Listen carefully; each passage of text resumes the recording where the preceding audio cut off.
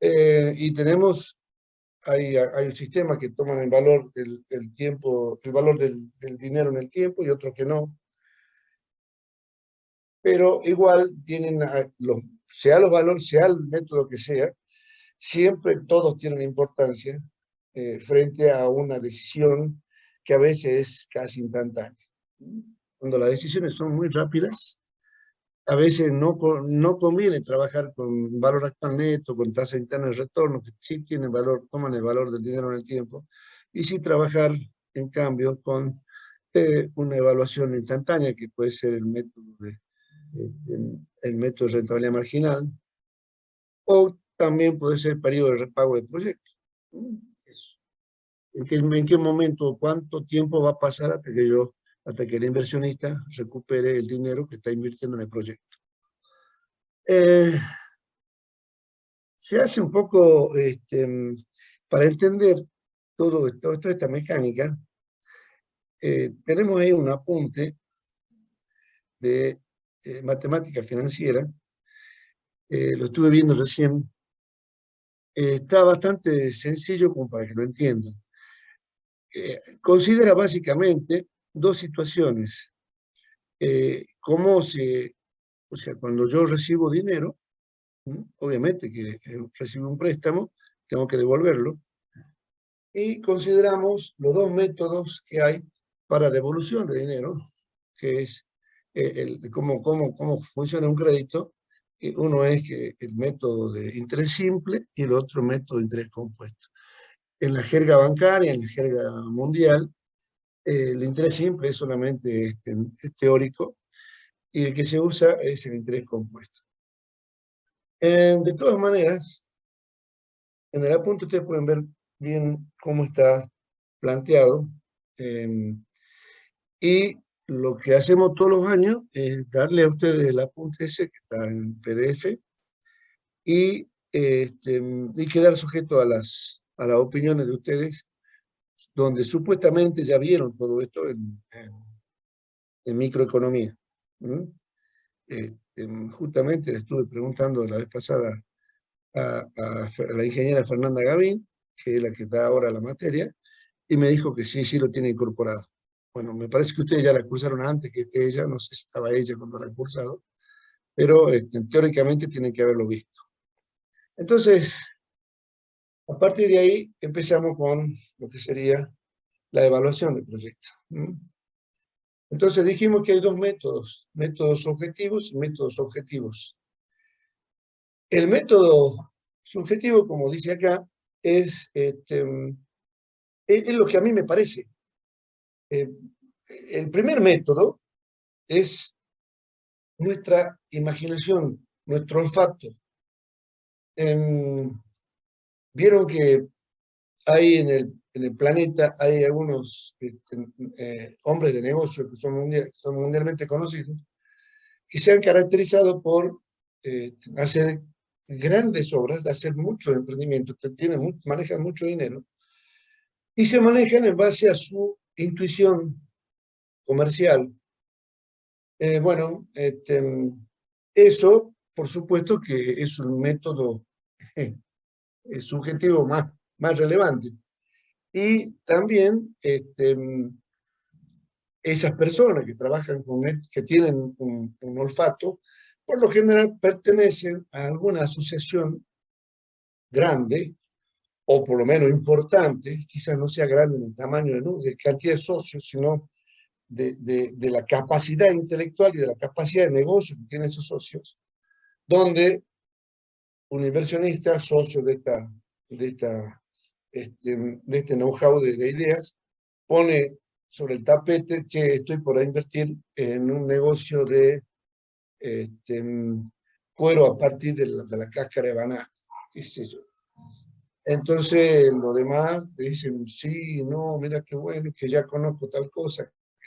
Ese método subjetivo, donde simplemente ya le han presentado la idea y el hombre, como la idea cuando me la presentan, generalmente me la presentan así en vía rápida, entonces uno tiene un criterio de esa situación y toma decisión. Este método usa fundamentalmente un esquema de modelo de negocio. ¿Mm? El Canvas es uno de ellos. Entonces, yo en el Canvas, en el modelo de negocio que vimos ahí con el Rally, tengo una decisión instantánea en 3 minutos, porque Canvas se presenta en 3 minutos, para saber si el negocio es bueno o el negocio es malo. Ese sería el método subjetivo más grande que conocemos y el más fundado, digamos. Entonces, son de carácter intangible, ¿no? Sin cuantificaciones, sin factores cuantificados, ¿no? Podemos tener algunos datos, básicamente la inversión estimada, porque es lo más importante, ¿no? Son casos importantes, como les decía. Ahí están las famosas logias que manejan el mundo. Ahí están Bill Gates, Morgan, toda esa gente que maneja el dinero del planeta, están asociados y esos viven haciendo inversiones, viven haciendo negocios. Entonces, viven comprando negocios, viven comprando ideas. Algunas veces uno tiene una idea y se asocian, o sea, o nos asocian. Entonces dice, bueno, yo voy a poner el dinero, pongo tal porcentaje, si uno ya tiene algo andando, dice, bueno, pero esto está andando, entonces yo voy a poner tal dinero, pero me encargo de la comercialización. Y vos tenés ahora una rentabilidad o un margen o un volumen de dinero de 100 millones por año, por decir algo, y a partir de ahora yo te ofrezco manejar 10.000 millones por año. Estás en condiciones de manejar los proyectos así o no. Entonces ya nos superan y cuando estemos trabajando y cuando seamos, nos pase eso, que siempre nos va a pasar, va a llegar un momento que nos va a pasar, uno tiene que dar como un paso atrás, tomar aire y lanzar una idea holística que abarque todo y decir, déjeme que lo piense. Porque no, si nos aprietan para que decidamos ya, entonces ahí tenemos que decir, no, déjeme que lo piense. Acuérdense que cada uno tiene una capacidad. ¿Hasta dónde llega mi grado de control de ese proyecto? Yo puedo controlar un proyecto que maneje 100 millones de pesos por año, pero ¿podré controlar 1.000 millones o 10.000 millones por año? Entonces, tengo que plantear otra estrategia. Ya tendría que armar una, porque no voy a hacer que me la arme él.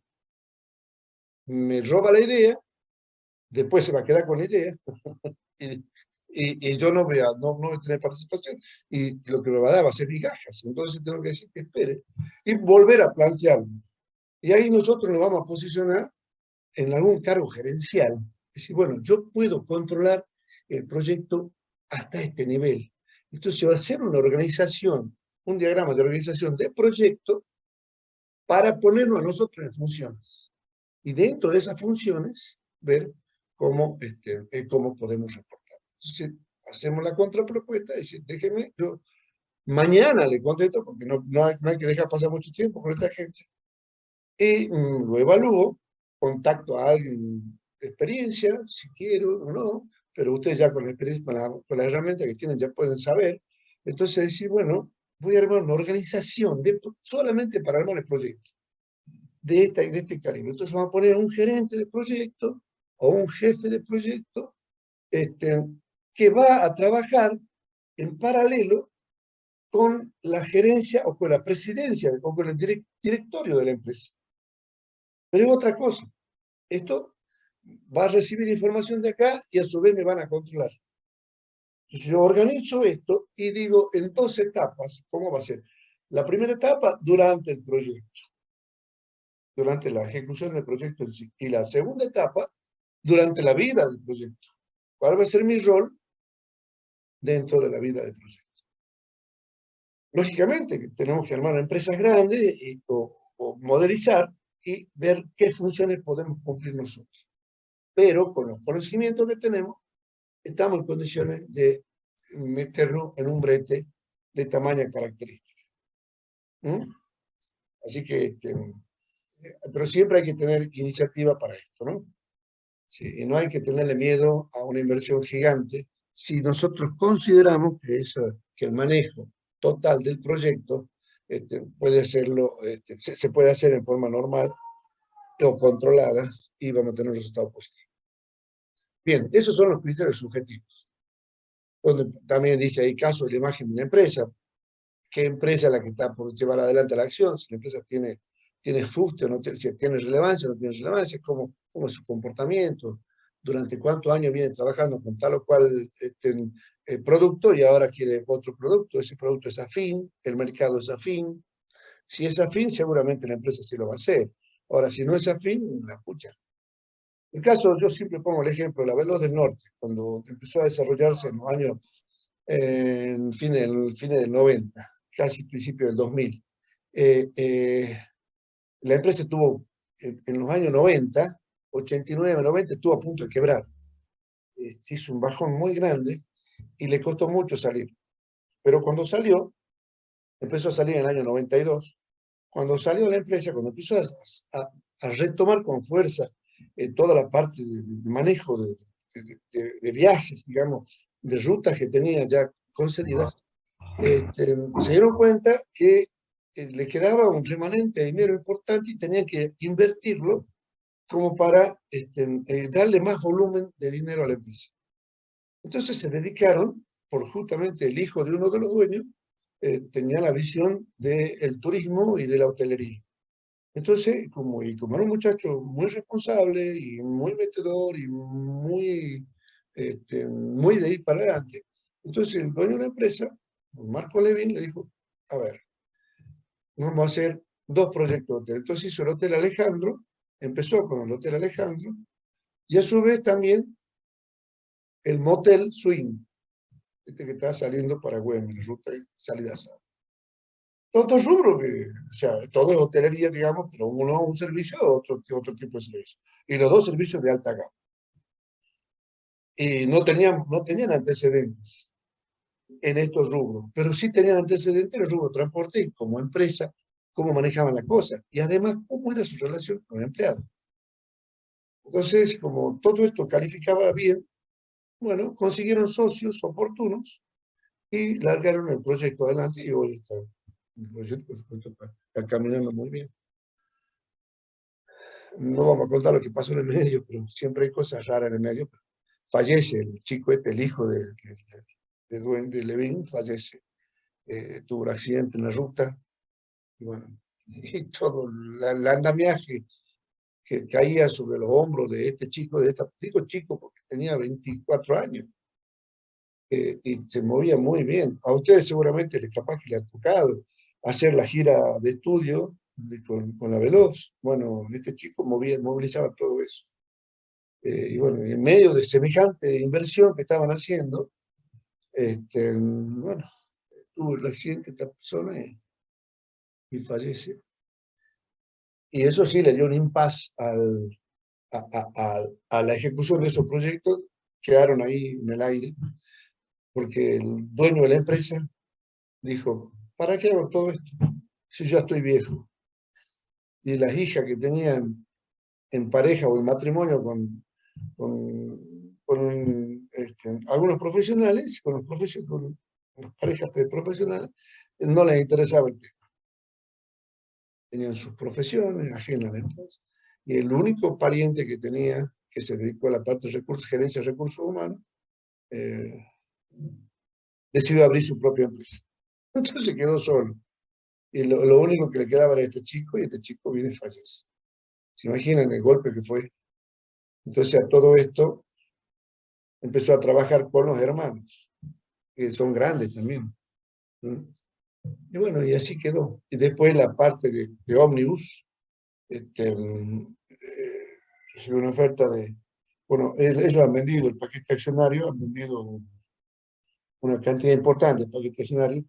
Yo no estoy seguro si se quedó con un 30% o un 20% de la Veloz del Norte ómnibus.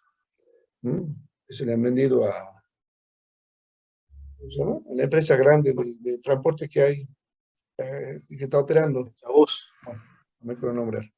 Entonces, miren lo que es la vida de los proyectos, ¿no? O sea, lleno de vaivenes, donde la parte de empresaria, la parte de negocio es es tremendamente importante. Por eso, chicos, yo siempre les digo, no elijan temas de proyectos, por eso ya nos conocen, temas de proyectos intrascendentes, que sean cosas chicas, sino hay que buscar ideas grandes. No importa después cómo la planteamos. El proyecto después ya vemos cómo zafamos. Pero la idea tiene que ser impresionante para que ustedes tomen decisiones impresionantes. Si no lo hacen, sí, ¿qué va a hacer? Y algunas veces no nos va bien con esa idea, ¿no? Pero uno tiene que jugarse. Así que, bueno, si no se juega, yo armé dos proyectos para el norte, digamos, uno de ferrocarril, porque trabajaba en el ferrocarril, ya venía la época de la privatización, cada vez nos pagaban, no nos aumentaron los sueldos, y teníamos mucha responsabilidad de trabajo, y los sueldos se estaban quedando. Entonces, nos estaban obligando a que nos vamos.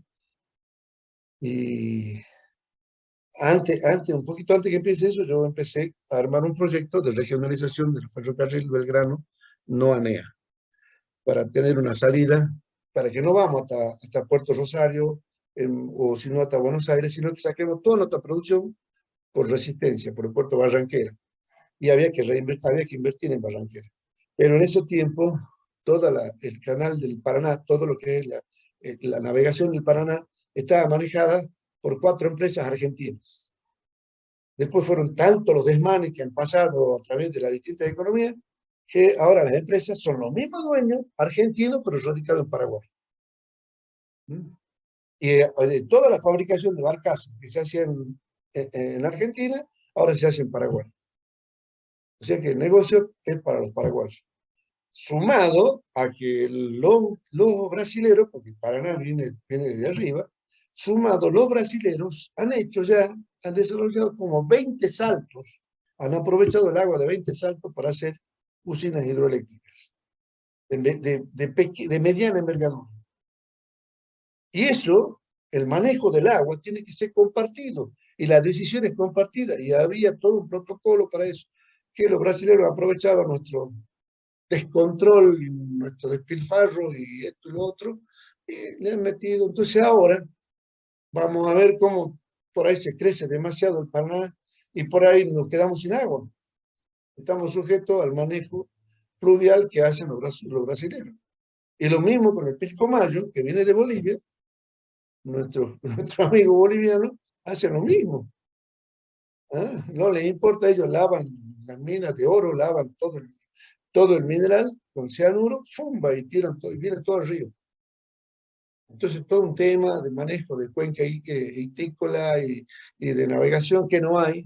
No tenemos navegación. Así que bueno.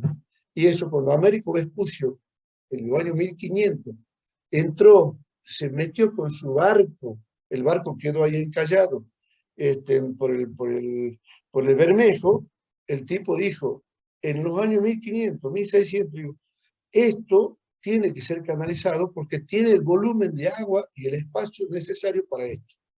Si esto que se canaliza, toda la zona norte, toda esta zona, porque América es muy grande, toda la zona esta beneficiaba al norte, Argentina, Paraguay, Brasil, Paraguay, Uruguay, por supuesto, digo, en Paraguay,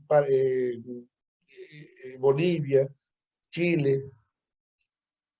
Así que en ese tiempo Chile dependía de nosotros. Bueno, y siempre, histórica, y aquí hablo ya con experiencia y de haber participado en muchas reuniones como funcionario ferroviario, me tocó que la ambición de los porteños para que no pierda flujo de carga ni flujo de dinero el puerto de Buenos Aires, siempre han granallado contra el proyecto de canalización de Bermejo y hoy quedó en la nada. Si este proyecto se hubiese desarrollado, incorporamos cerca de 2.100.000 hectáreas que no tienen riego a ser regadas. Además del aprovechamiento hidráulico para generar energía como no tiene tanta pendiente, pero sí sirve para generar energía para alimentar una red de barcazas. Yo puedo poner una red de barcazas que, por supuesto, cuando va agua abajo, no necesita motor. O sea, necesita motor, pero con mínima potencia. En cambio, cuando viene agua arriba, tiene que compensar con la energía que tiene que tomar de alguna parte. Esa energía puede ser tomada directamente desde esas generaciones, esos centros generadores de poca energía que sirven solamente para alimentar el tránsito de las barcas. Un proyecto que estuvo muchos años discutido, bueno, el asunto que todo quedó en la nada. Hemos formado parte del comité regional, etcétera, etcétera. Yo lo hacía como funcionario ferroviario, y bueno, quedó en la nada. Y hoy hay mucha gente que ni entiende para qué canalizar el Bermejo. Tan mezquinos de mente son, y tanto nos lavan el cerebro, que sobre todo las empresas del sur de Buenos Aires, porque se van a quedar sin laburo. Y a todo esto, Brasil y Bolivia están haciendo un gran corredor este-oeste que sale por Perú, en el Pacífico, y sale por Paraná, el estado de Paraná, en el Atlántico. Y obviamente, al hacer ese corredor, que va a tener rutas, es un solo terraplén gigante para meter rutas creo que las rutas esas tienen 16 vías, 8 de ida, 8 de vuelta, y 2 vías, 16 vías de ruta y 2 vías férreas en el medio, porque se hace un solo terraplenado para todo, donde van a tener una capacidad portante de 150 toneladas por eje de vía. Nosotros tenemos capacidad portante en el sur de 50 toneladas por eje. O sea, es 3 veces lo que tenemos nosotros. Y nosotros en el norte, acá en Ferrocarril Belgrano, en el norte tenemos 27 o 30 toneladas por eje, no más. Bien, eso limita velocidades, limita carga, limita una serie de cosas. Complica los mantenimientos. Bien, miren, esto para que vean cómo es el criterio de decisiones de proyectos. Ojalá algún día les toque integrar una comisión para trabajar en un proyecto. ¿Se imaginan que si ustedes no manejan todas estas variables desde el proyecto, ¿qué papel van a jugar? Ninguno. Y el ingeniero, acuérdense, siempre es líder. Más si somos industriales, tenemos participación, tenemos que liderar. Porque somos los que más entendemos y nos damos cuenta cuando hablamos con los otros profesionales. Entendemos de toda la mecánica tecnológica y también de la parte económica, la parte social un poco, la parte de transporte, en fin, energética. Bien. Después están los métodos objetivos que son de carácter más tangible, como el método contable. Bueno, ya vamos a ver eso, ¿no? Periodo de recuperación y flujo de fondo de contado. Ahora vamos a meternos con una cosa. Bueno, generalmente, ¿cómo hacemos? Lo que hicimos en clase. Tenemos que ver una prefactibilidad gruesa, es ver, a ver, ¿cuáles van a ser las inversiones del proyecto? ¿De acuerdo? ¿Cuáles son las inversiones? ¿Cuál va a ser mi flujo de gastos, de egresos del proyecto? ¿Sí? Y incluyendo después cómo va a ser mi costo operativo, porque también la primera etapa es, acuérdense, la parte de inversiones, y la segunda la parte operativa. Y también cómo van a ser mis ingresos. Y cotejo ingresos versus egresos. Y después, por supuesto, analizamos la cuestión de tiempo. ¿Cuánto tiempo me lleva la inversión inicial? Porque hasta que no termine con la inversión plana, dejar todo andando, yo no puedo generar recursos. Entonces, ¿qué tiempo lleva eso? ¿Y qué tiempo me da el sistema financiero también para poder jugar con esto? ¿Se imaginan que si yo hoy quiero hacer un proyecto, como está la situación, y lo hago con un banco local o un banco nacional, y bueno, los intereses que voy a recibir van a ser tremendos. Entonces, ¿qué me conviene operar ahora? ¿Me conviene hacer proyectos? Y sí, siempre es conveniente hacer proyectos. Y nada más que tenemos que trabajar con proyectos manejados por el BID. Uno de los bancos, y esto para que tomen nota, chicos, uno de los bancos que opera en la región, en nuestra región, en Salta, Tucumán, tenía su central en Tucumán y ahora la ha traído a Salta. Es el BICE. B larga I C E. Anoten. BICE es Banco Internacional de Comercio Exterior. ¿Sí? Es una oficinita que está aquí en Salta. Yo no me acuerdo si está en la calle Sarmiento o ya no me acuerdo dónde, pero lo googlean, lo van a encontrar. Y es el banco que motoriza todos estos créditos, los créditos, los emprendimientos, grandes emprendimientos. Por eso ustedes cuando vayan a buscar fuente de financiamiento en su proyecto, tanto en la idea esta que están desarrollando para nosotros, para el grupal, como en el proyecto desde el año que viene, tienen que usarlo a esa fuente de información como base. ¿Mm? Tienen que conocerlo, llegarse, hablar con la gente. Ellos entienden todo esto, que son estudiantes, ellos lo entienden. Hay un grupito hay 3 chicos jóvenes. ¿Mm?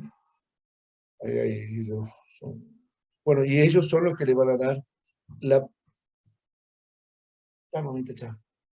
la pertenencia a la idea de proyecto que ustedes podrían tener. Entonces, ¿en qué consiste? Y consiste en ver esta técnica, en ver qué diferencia hay entre ingresos y egresos. Si no hay diferencia, si hay diferencia negativa, bueno, obviamente el proyecto no tiene cabida. Pero si estamos analizando una idea, suponemos que la idea va a ser económicamente rentable. ¿Eh? Bien, sigamos. Entonces, lo que dijo, los criterios básicos de las ideas, los ingresos tienen que ser mayores que los ingresos. ¿Mm? Entonces, para que ese proyecto sea aceptado, si no, es rechazado. ¿Mm? Y hay que incorporamos el criterio de rentabilidad, que es cuál es la utilidad, cuál es el plus de ganancia que tengo encima de los costos. ¿Mm? Si yo tengo 1.000.000 de ingresos y tengo 600.000 de egresos, o en el tiempo, tengo en un periodo, tengo un egreso que correlativamente sería lo que es la inversión en activo fijo y activo de trabajo, una inversión de 3 millones y tengo una venta, un ingreso total de 1.000.000 y tengo costo, pongámosle, de 500.000 pesos, me va a quedar un flujo de 500.000 libre de impuestos, ¿no? Entonces, yo tengo una inversión de 3 millones y me quedan 500.000, o sea que lo amortizo en 3 años, ¿verdad? Perdón, ¿cuánto es? Ya no me acuerdo el número. 2 millones, dije 1.000.000 y dije 500.000. Entonces me quedan 500.000 en la inversión, no me acuerdo cuánto dije. Bueno, me va a quedar ese periodo de tiempo hasta que recupere la inversión. Esa es la primera decisión que toma el inversionista. Así, con tasa cero. Entonces, ¿me conviene o no me conviene arriesgar? Voy a arriesgar 3 millones de mangos y ¿me sirve o no me sirve? Bueno, ¿qué pasa si no arriesgo 3 millones? Arriesgo 1,5 millones. Entonces, a ver qué me dice el banco, ¿cómo lo voy a solventar? El otro 1,5 millones. ¿Mm? Entonces, ahí está lo que es la espalda financiera de quien toma el crédito. ¿Mm? Y eso también tiene que ver con la capacidad de financiamiento, o sea, con la capacidad patrimonial que tenga la empresa. ¿Mm? Ya lo vemos en un ratito. Bien. Entonces, los métodos básicamente son 2. O sea, primero, la comparación simple, el primer método. El método básico, como yo le digo en clase. Tenemos que tener una idea de cuánto vamos a vender y cuánto vamos a gastar, tanto en inversión como en costo operativo. Eso hay que saberlo. Si no lo sabemos, tener una idea aproximada para saber si el volumen de dinero va a ser interesante o no. Pero es lo primero que tenemos que hacer. No primero, primerísimo. Estamos desarrollando una idea, vamos a hacer, digo esto a modo de ejemplo y no sé si es real, pero vamos a hacer cuero a partir de la cáscara de banana. Vamos a sacar una tela que parece cuero. Vamos a es un proceso químico, etcétera, etcétera. No sé si eso existe, supongamos que existe. Entonces vamos a ver, bueno, ¿qué máquina necesitamos Y además tenemos que ver si el producto puede ser vendible o no. No podemos trabajar en el aire balbuceando cosas que después no las puede vender, ¿no? Por eso es que cuando trabajamos con una idea, veamos que la idea sea futurista y realista. Entonces ahí ya tomamos esa idea y vemos, bueno, a ver, ¿cuántas salen estas máquinas? ¿Qué proceso llevan? ¿No? Necesito un reactor, necesito una planta clasificadora, una molienda, un secadero, etcétera, etcétera. Vamos viendo cuánto. Y después tenemos que ver a qué nivel de actividad vamos a trabajar. Generalmente el nivel de actividad que me lo da el mercado. Entonces, manejar una idea de proyecto tiene que ser cuasi exitosa desde el ramo. Si no, ya no estamos metiendo en un proyecto capaz que sea de índole social productivo, como por ejemplo el reciclaje de residuos, donde se necesita una inversión al principio y la diferencia que yo tengo entre ingreso y egreso una vez que está trabajando el proyecto es muy baja, que no me sirve para amortizar la inversión. Entonces ahí, ¿quién tiene que poner la plata para la inversión? El Estado. Entonces así se fundamenta un crédito que pide el Estado al BID. Entonces vamos a pedir un crédito para que la gente tenga este tipo de actividad ahí, estas cooperativas que tienen un total de 30 personas. Vamos a dar trabajo a 30 personas, ellos van a vender el producto que sale de acá y le va a quedar la ganancia. Y después tienen que pagar los costos, por supuesto. Pero el Estado pone la plata para la inversión, porque no da el margen de ganancia, la diferencia entre lo que ingresa y lo que egresa no me asegura que yo pueda devolver el dinero, salvo que lo haga en 20 años. ¿Y quién va a querer recoger dinero en 20 años? Nada. Bueno, entonces, la primera es la comparación siempre de ingresos y egresos. El segundo método es el contable, que ya necesita un registro de información. Entonces, y ahí tengo la información contable de los libros y una empresa que ya están dando. A ver, ¿cómo son los balances? ¿Cómo es la evolución de la empresa? ¿Ah? Y en función de esto, tener una idea de, si ya lo vengo haciendo el proyecto y quiero aumentar mi volumen, tengo una idea mucho más clara. Ahora, si es un proyecto nuevo, como el que les decía en el caso de la Velo del Norte, ¿qué hizo la Velo del Norte para llevarlo adelante? Generó un departamento de ingeniería industrial. Armó el departamento de ingeniería industrial para que administre esos proyectos. Y estuvo a punto de empezar un proyecto de empresa vial, o sea, para meterse a construir caminos, puentes y demás, estuvo a punto cuando pasó lo que pasó con el hijo de este señor. Que si no, ya se compraba la empresa vial y se iban a meter también a hacer caminos, después iban a hacer casas, viviendas. Y entonces ya buscaban quién gerente cada una de esas áreas, con una cabeza principal que era el directivo de la empresa. ¿No? Tenés que ver la visión que tiene este hombre, la capacidad de negocio que tiene. Y ustedes saben que don Marco Levin era el dueño de una empresa, un tipo que tiene la primaria y debe tener 1 o 2 años secundaria, no tiene más. Pero miren la visión que tiene el hombre y el grado de cultura que tiene, por supuesto. Así que no hace falta tanta cabeza, tanta capacitación y demás para tener el olfato y la visión.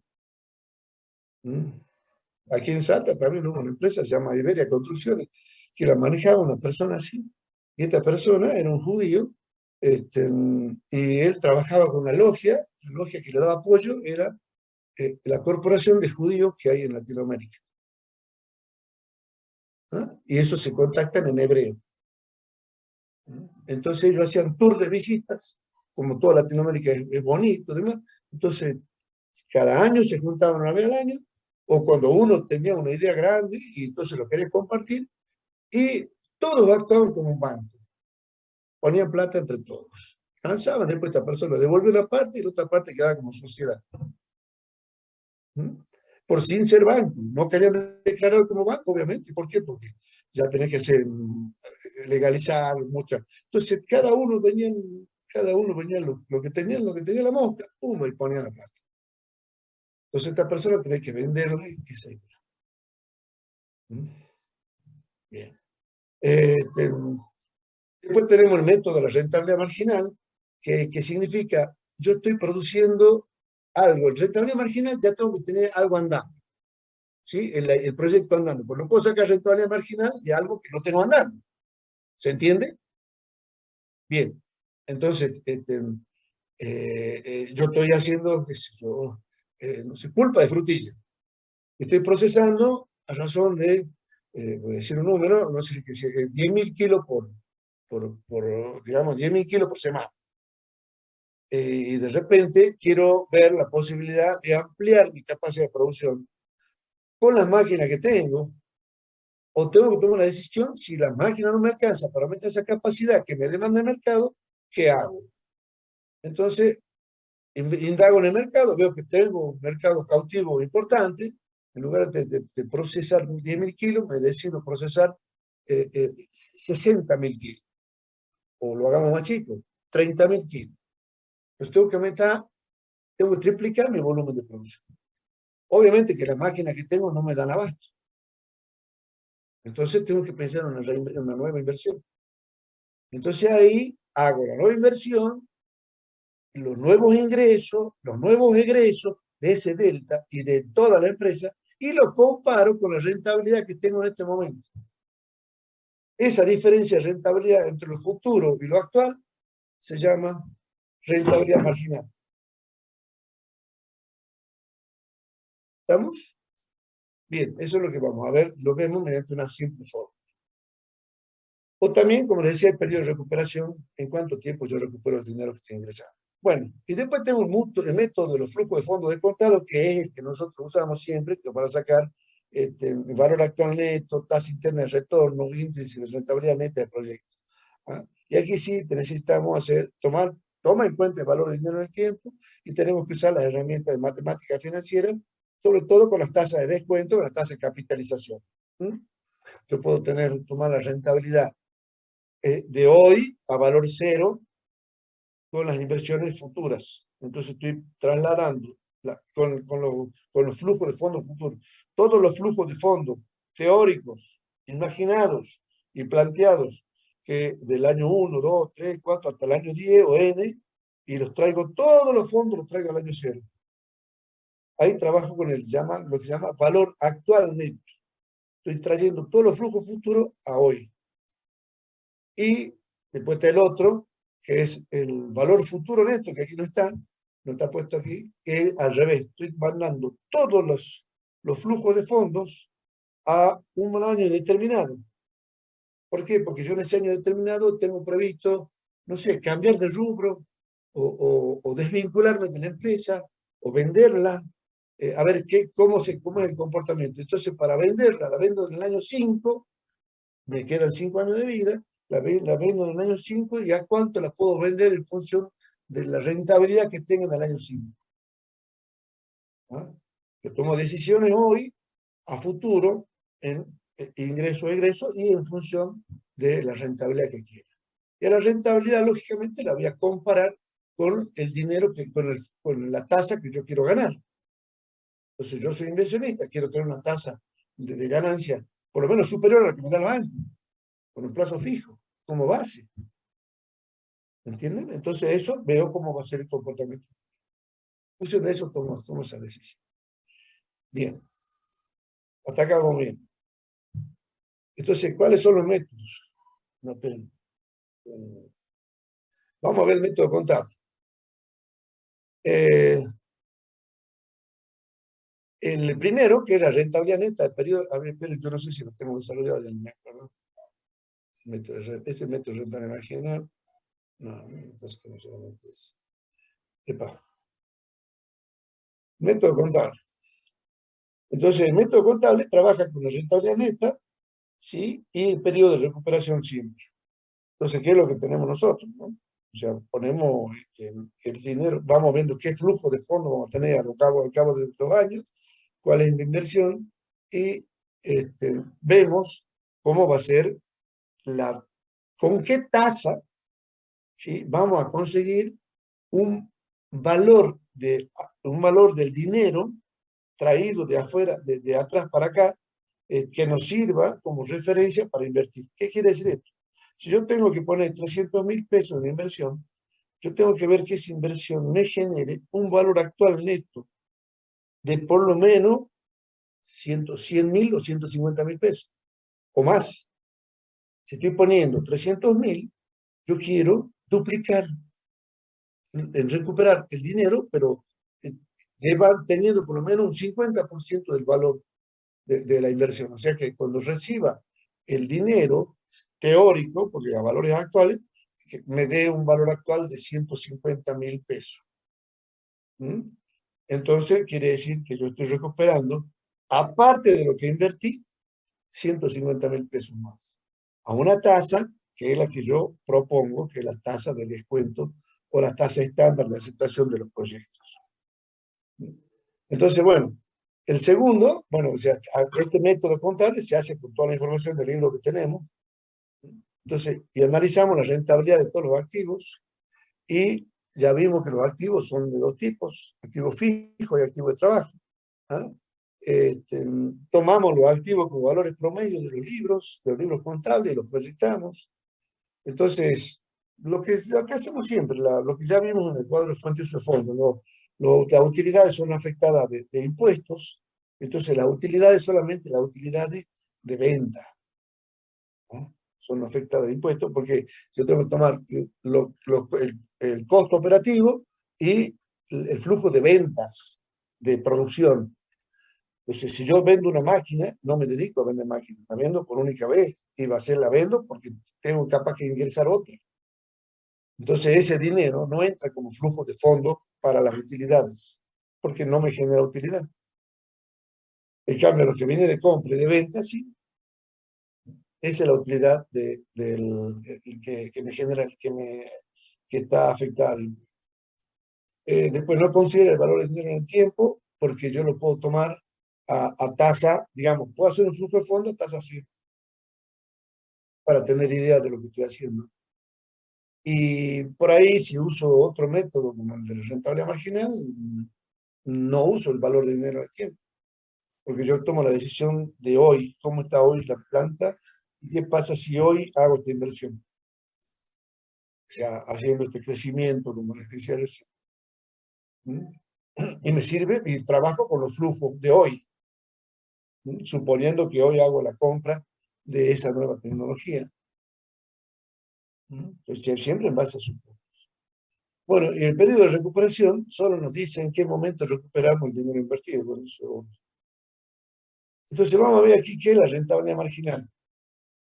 Y esto, chicos, a fuego vivo, toda la fórmula a fuego vivo. ¿Vamos? Entonces, ¿qué es la rentabilidad? Es la diferencia que hay, o la relación que hay entre las utilidades, entre lo que yo gano, entre compra y venta, venta menos compra, dividido lo que invierto para que esto exista. Ustedes ven, lo que invierto no entra en el flujo de compra y venta. Entonces, lo que está en el denominador se llama activo, que es lo que ponemos. Y tenemos dos, activos fijos más activos de trabajo. Entonces, esa es la fórmula de rentabilidad, la primera. Rentabilidad, eso es la rentabilidad. Es un índice que te la relaciona entre utilidades y activos. La rentabilidad marginal, ¿sí? Rho prima, esto es Rho, rentabilidad, Rho prima, rentabilidad marginal, es cuál es la utilidad actual más cuál va a ser la utilidad futura haciendo esa inversión.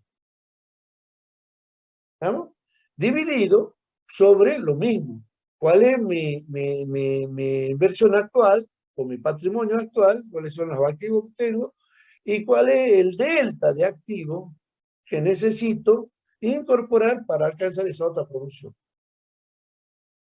Entonces, donde esta va a ser la rentabilidad final. Y yo voy a comparar esta rentabilidad luego de la inversión con la rentabilidad anterior. Eso se llama, la diferencia se llama rentabilidad marginal, que es igual a delta de U sobre delta de A. Y si yo pongo rentabilidad marginal en forma de los valores de inversión, que sea alfa es el impuesto a la ganancia. ¿Ah? El impuesto a la ganancia. Entonces hago 1 menos alfa, porque es lo que me queda, por el delta de U, dividido, y acá tomamos el concepto de valor medio de la inversión. Anoten, chicos, valor medio de la inversión. I más R sobre 2, ese valor medio. ¿Por qué tomamos el valor medio? Porque no consideramos el costo del dinero en el tiempo. Y entonces tomamos los ingresos puestos como promedio de todos los ingresos y los egresos. ¿Entienden? Y lo mismo pasa con los activos. Entonces ponemos el valor medio de los activos, I más R, valor inicial más valor residual, dividido 2.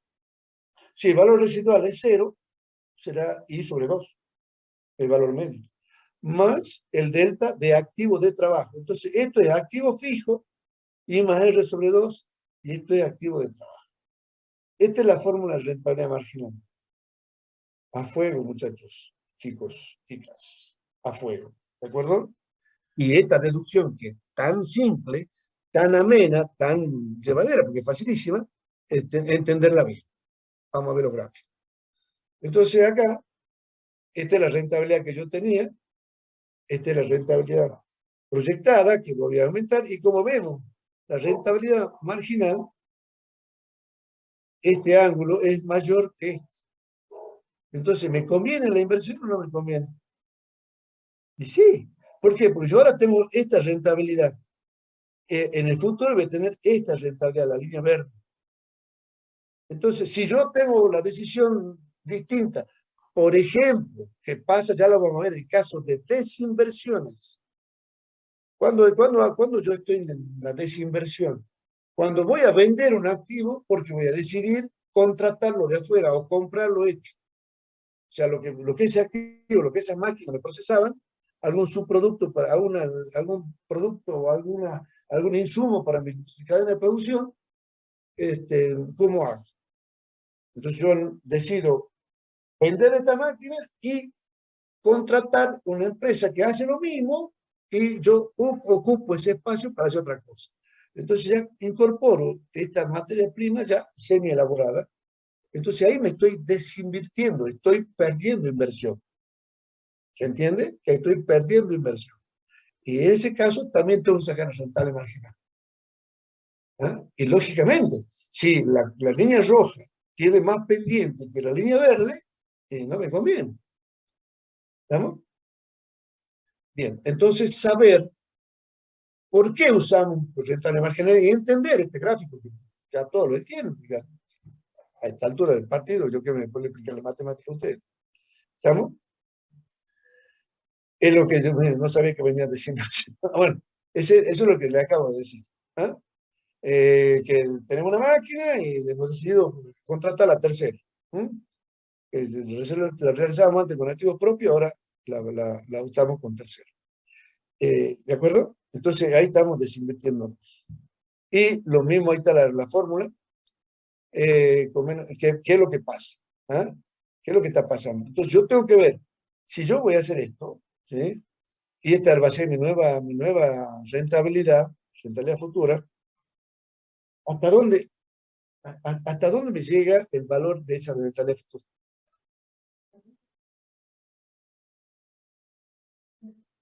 ¿Sí?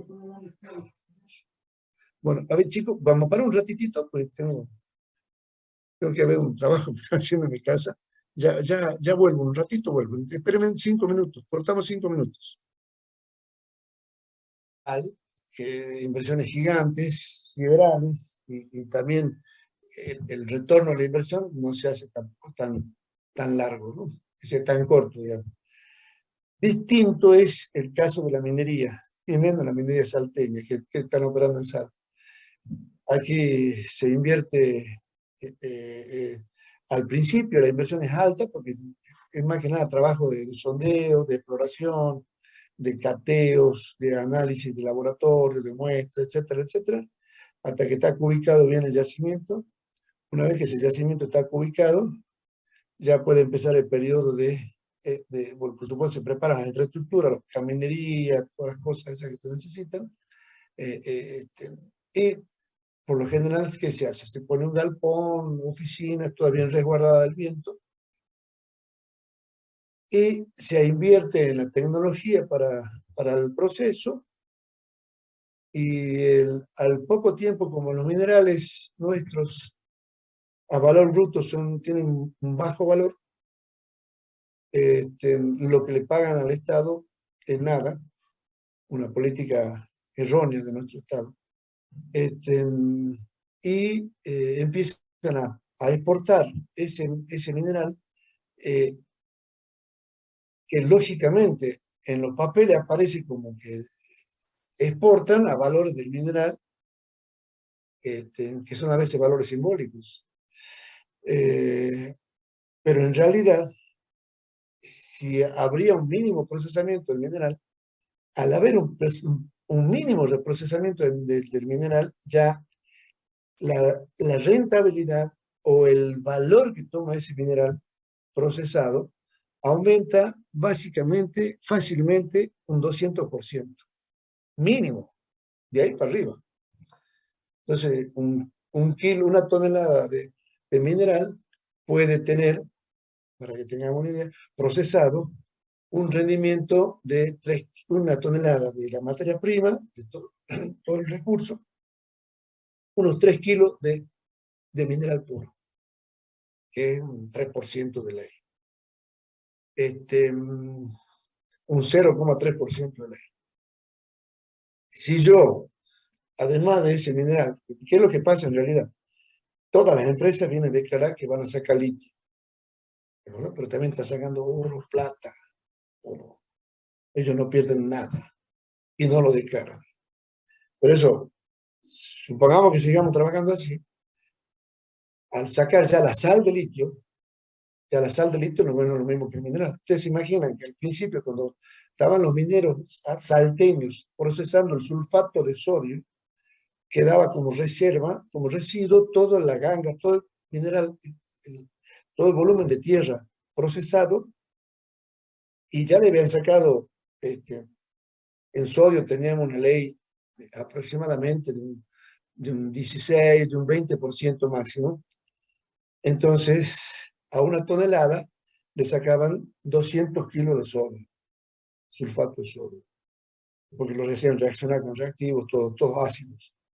Y ya esos 800 kilos de mineral de ganga que estaba ahí, antes tenía un 3% de ley de litio. Ahora, como el litio no se ha ido con el sodio, ahora ha quedado aumentado porque ya tenemos menos volumen y sigue teniendo el 3%. Entonces ya ese 3% en esos 800, en esa tonelada procesada pasa a ser más, ¿recuerdo? Pasa a ser un valor mayor. Así se trabajaba al inicio. Entonces esos barros se hacían operativos anuales y salían por ferrocarril hasta Puerto Rosario o hasta Puerto Buenos Aires, y ya se cargaban los barcos que iban a Canadá y a Australia, donde se procesaba todo ese barro que llevaba suelo. Y se hacían operativos que duraban, más o menos duraba casi, a ver, eran 3 semanas activas, 3 semanas corriendo un promedio de 3 trenes por semana. Entonces, 3 trenes por semana, a razón de 30 toneladas por vagón, con 13 vagones, y durante más o menos 3 o 4, casi un mes, sacando barro para allá, durante un mes. Entonces, miren la cantidad de barro mineral crudo que sacaba. ¿Sí? Así que eso no pagaban nada. Y allá se procesaba, lógicamente, y sacaban el litio, con las otras tierras raras con que acompañan al litio. Entonces, en la inversión minera, la cuestión es distinta. ¿Sí? Entonces, más que nada, ¿qué hace el empresario minero? Él dice, y sí, vamos, ¿qué hace el Estado también para hacer propaganda? Sí, estamos dando trabajo a 200 personas o a 150 personas. Y ese trabajo no compensa el valor de la riqueza que están llevando. ¿Sí? Eso es para que lo piensen. Nada más. Entonces, y el periodo de recuperación es el periodo que yo recupero. Entonces, ya cuando el proceso está andando, yo hago una inversión adicional en la minería, recupero el dinero en 4 meses. No pasa más tiempo.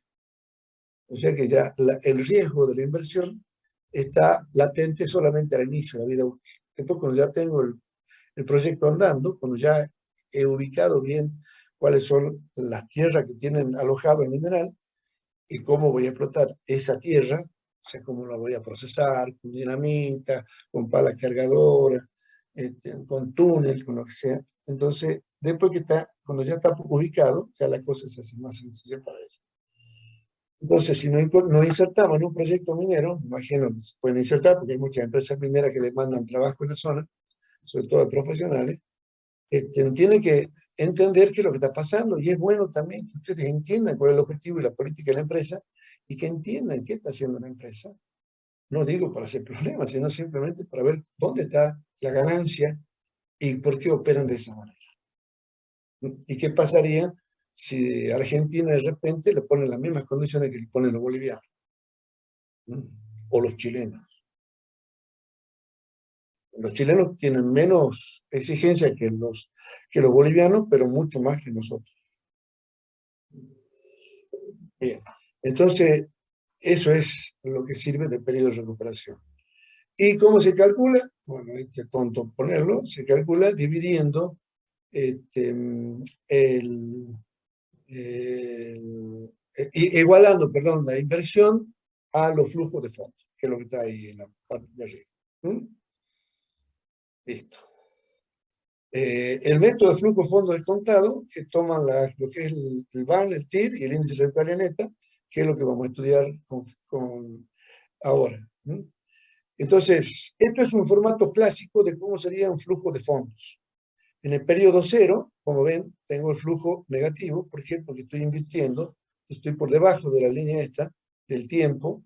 Eso significa que todo esto es gasto, es inversión, es un egreso. Todo lo que tengo por arriba representa ingreso. Entonces, este es el flujo de fondos del periodo 1, o sea que ya hemos hecho el cuadro de fuente y uso de fondos y me queda un flujo de fondos positivo. Lo voy a llamar flujo de fondos 1. A este flujo de fondos 2 en el segundo periodo. Acuérdense, el periodo 0 es el periodo de inversiones. Entonces, que, como les dije, no tiene tiempo calendario. Puede ser de 3 meses, o puede ser de 3 años, o puede ser de un año. Acuérdense, ese dato, ¿para qué es importante? Para conseguir el financiamiento. Cuando yo pido financiamiento con tasas tasa de gracia, perdón, con plazo de gracia, el plazo de gracia tiene que estar en función de esto. O sea que yo que en el año 0 me llevo 3 años y yo recién en el año cuarto voy a empezar a tener flujo de fondo positivo, entonces voy a pedir un crédito que tenga por lo menos 4 años de gracia.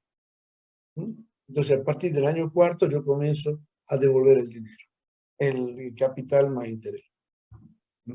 Y les recuerdo también, si ustedes agarran un libro norteamericano, un libro mexicano de evaluación de proyectos, van a ver que en los periodos de gracia hay flujo cero en lo que hace a la devolución de crédito. En los otros países no se devuelve nada, ni interés ni capital. En nuestro país, como se usa ese dinero, se usó para otras cosas, otros fines, los empresarios lo usaron para otros fines, entonces se castigó a Argentina. A partir de entonces, durante el periodo de gracia, estamos obligados a devolver intereses.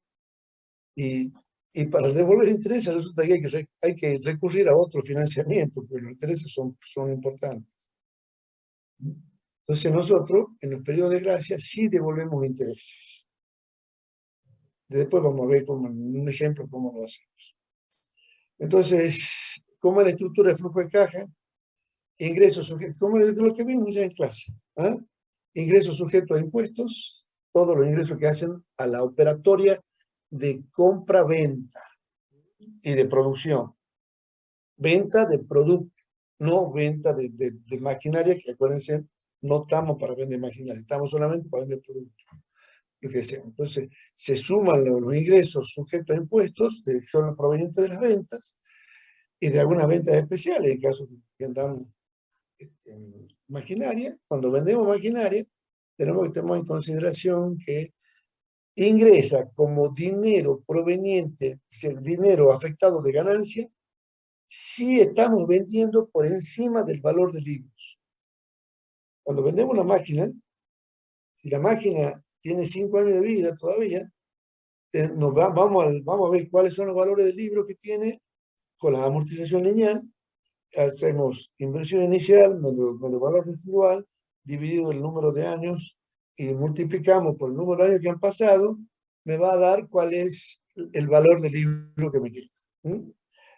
Con ese valor del libro que me queda, supongamos que sea 100.000, si yo estoy vendiendo esa máquina, esa tecnología a 150.000 o a 200.000, hay una parte que no va a gravar impuesto a la ganancia, que es el valor del libro. Porque ese valor del libro lo voy a afectar del valor del activo. Y los activos, la venta de activos, o sea, y los activos no graban ganancia. La compra y venta de activos no graba ganancia siempre y cuando lo hago con valor del libro. Pero ese delta, si el valor del libro era 100 y yo estoy vendiendo a 150, esos 50.000 sí graban ganancia. Entonces es un ingreso proveniente y que va a ser ejecutado en el año de vida que yo vea que lo voy a vender. Entonces, esa parte sí de la inversión sí es sujeto a impuesto. Entonces se hace el ingreso sujeto a impuesto menos los egresos sujetos a impuesto. Acuérdense que en los egresos entran también los intereses de los créditos. La cuota de capital no entra porque estoy devolviendo capital. Capital es cuenta patrimonial, no el resultado. Entonces no grava impuesto.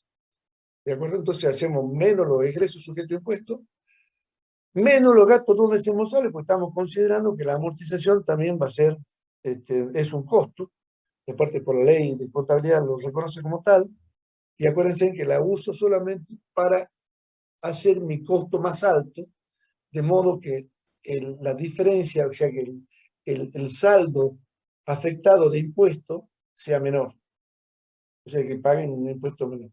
Entonces, eso es lo que yo voy a tener como utilidad antes de impuestos. A esa utilidad le aplico el porcentaje de impuesto, que en Argentina es el 35%, el impuesto de ganancia, y me da la utilidad después de impuestos. A esa utilidad le vuelvo a sumar los gastos no desembolsables, son las amortizaciones, ¿sí? Y ahora recién descuento los egresos no afecto impuestos, que son la compra de activos. Si es que tuve en el periodo compra de activos, o engordé o aumenté mi capacidad de producción, entonces tengo un delta de activos de trabajo. Esas erogaciones no graban impuestos, ya lo saben. Entonces le descontamos los egresos no afecto impuestos y a eso le sumamos los beneficios no afecto impuestos, como por ejemplo el tema de la venta de, si yo ya puse en mi flujo de fondo aquí, en el utilidad de impuestos, ya afecté esos 50.000 pesos de más que tenía de valor residual versus para el valor de venta, acá en beneficio no afecto impuesto voy a poner los 100.000, que era el valor de libros. ¿Estamos? Porque yo lo estoy vendiendo todo. Entonces, eso me da la diferencia en flujo de fondos. Eso es lo que estamos haciendo, es lo que vamos a hacer siempre. ¿De acuerdo? Aquí hemos tratado de poner conceptualmente todos los valores. Entonces, esto tienen que registrarlo y cuando armamos cuadros frente a uso de fondos, esto es la forma en que nosotros armamos nuestro flujo de fondos en cualquier proyecto. Ese es el flujo de caja. Ahora, eso lo vamos a relativizar, lo vamos a comparar con cuando hagamos el práctico, ¿no? A ver cómo sale. Y de todas maneras es lo que ya hicimos con el práctico de inversión. Bien. Entonces, ahora vamos a ver cuáles son los valores que nos sirven a nosotros. Vamos a incorporar el concepto de valor futuro y de valor actual, lo que ya le dije al principio. ¿Qué es valor futuro? Es, yo me paro en mi línea de tiempo a un periodo posterior al año 5. Entonces, yo sé que mi proyecto estratégicamente se va a desarrollar hasta el año 5 con un determinado nivel de actividad y a partir del año 5 yo puedo tener adelante y puedo tener otro nivel de actividad. Entonces yo quiero saber cómo va a ser la rentabilidad o cómo va a ser mi actualización de inversiones menos flujos, sobre todo en el año 5. A ver cómo estamos posicionados. Entonces llevo todo el dinero, todos los flujos de fondo del año 0 al año 5, del año 1 al año 5, del año 2 al año 5, del año 3 al año 5, del año 4 al año 5. El año 5 no, o sea, lo sumo como está. Y lo tengo que afectar del valor actual más 1 más I a la N, donde I es la tasa de descuento del proyecto, ¿sí? La tasa de corte de mi proyecto, y N es el periodo de tiempo que estoy considerando.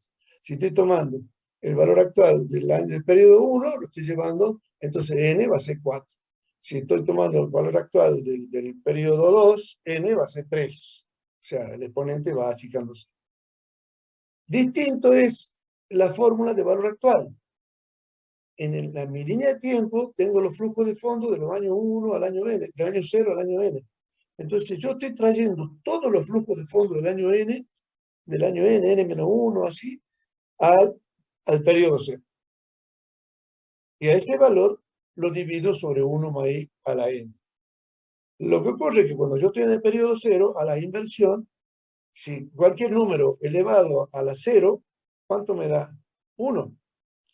Entonces, en el año 0, yo estoy tomando el valor sin actualización de dinero del periodo 0. ¿Por qué? Porque estoy en el momento que quiero analizar. ¿De acuerdo? Entonces ya vamos a ver cómo, o sea, lo que tenemos que entender es cómo trabaja la fórmula. Nosotros después con el Excel vamos a tener esto perfectamente calculado, ¿eh? Ya en los prácticos ya vamos a explicar bien cómo se maneja eso. De todas maneras, creo que tengo un práctico más, una cosa para ver. Bueno, ¿cómo es la tasa interna del retorno? ¿Qué es la tasa interna? La tasa interna es la tasa, es el interés que el empresario, que el inversionista desea obtener, o sea, desea invertir. ¿Qué significa esto? Que si yo estoy poniendo hoy 100 pesos y después está dando una capitalización de 130 pesos, esos 30 pesos de diferencia es la rentabilidad que me da, es la diferencia de dinero que me da el haber puesto 100 y recuperar 30 pesos a lo largo del tiempo. Entonces, ¿cómo mido el tiempo? A través de ese número N. ¿Cuál es la vida útil del proyecto? Si el proyecto es a 10 años, tengo que hacer el flujo de fondo. Si el flujo de fondo del año 1 dividido del año 0, que viene a ser la inversión, dividido 0, dividido 1, o sea que es el mismo número. Después tengo que hacer más y con los signos correctos de acuerdo al cuadro. Si tenemos, por supuesto, cuando hay inversiones, todo es negativo.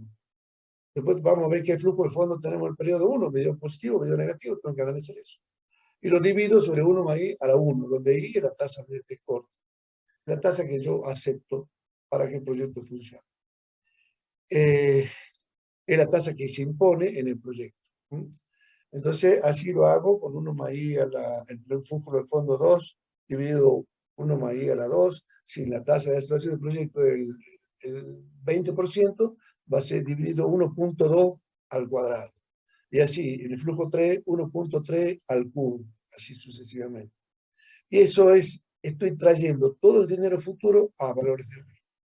Estoy simulando cuánto me daría la plata que estoy poniendo hoy con una capitalización del 10%, del 20%, según la tasa sea, en el largo de la vida útil del proyecto y cuánto me deja cuánto me deja de diferencia de dinero. Si estoy poniendo, yo invirtiendo 100.000, ¿cuánto es el valor actual de esos 100.000 al 20%? Entonces, el valor actual me dice que ese dinero, yo voy a, si me da 30.000, yo he puesto 100.000, quiere decir que el proyecto me va a devolver los 100.000 más 30.000. Esto que se entienda bien, también anoten eso, ¿no? Si yo tengo una inversión de 100.000 y el valor actual me dice 130.000, quiere decir que esos 130.000 me dan, el proyecto me repaga esa plata teóricamente, además de los 100.000 que ya puse. O sea que la rentabilidad, si en ese caso, va a ser alta.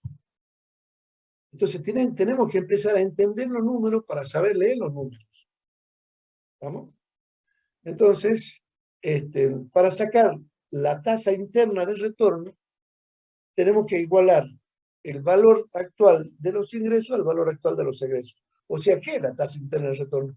Es la tasa que me da el proyecto, ¿sí?, cuando el valor actual se hace cero. Esto significa, ¿cómo lo interpreto? A partir de esta tasa, yo puedo tener ganancia a futuro. ¿De acuerdo? Esa va a ser la tasa mínima de repago de la inversión. Entonces yo me aseguro que cualquier decisión que tome para trabajar con aumentar el volumen de producción, comprar o vender una máquina, para contratar servicios de tercero o alquilar, lo que sea, cualquier decisión la tengo que comparar con dos tasas.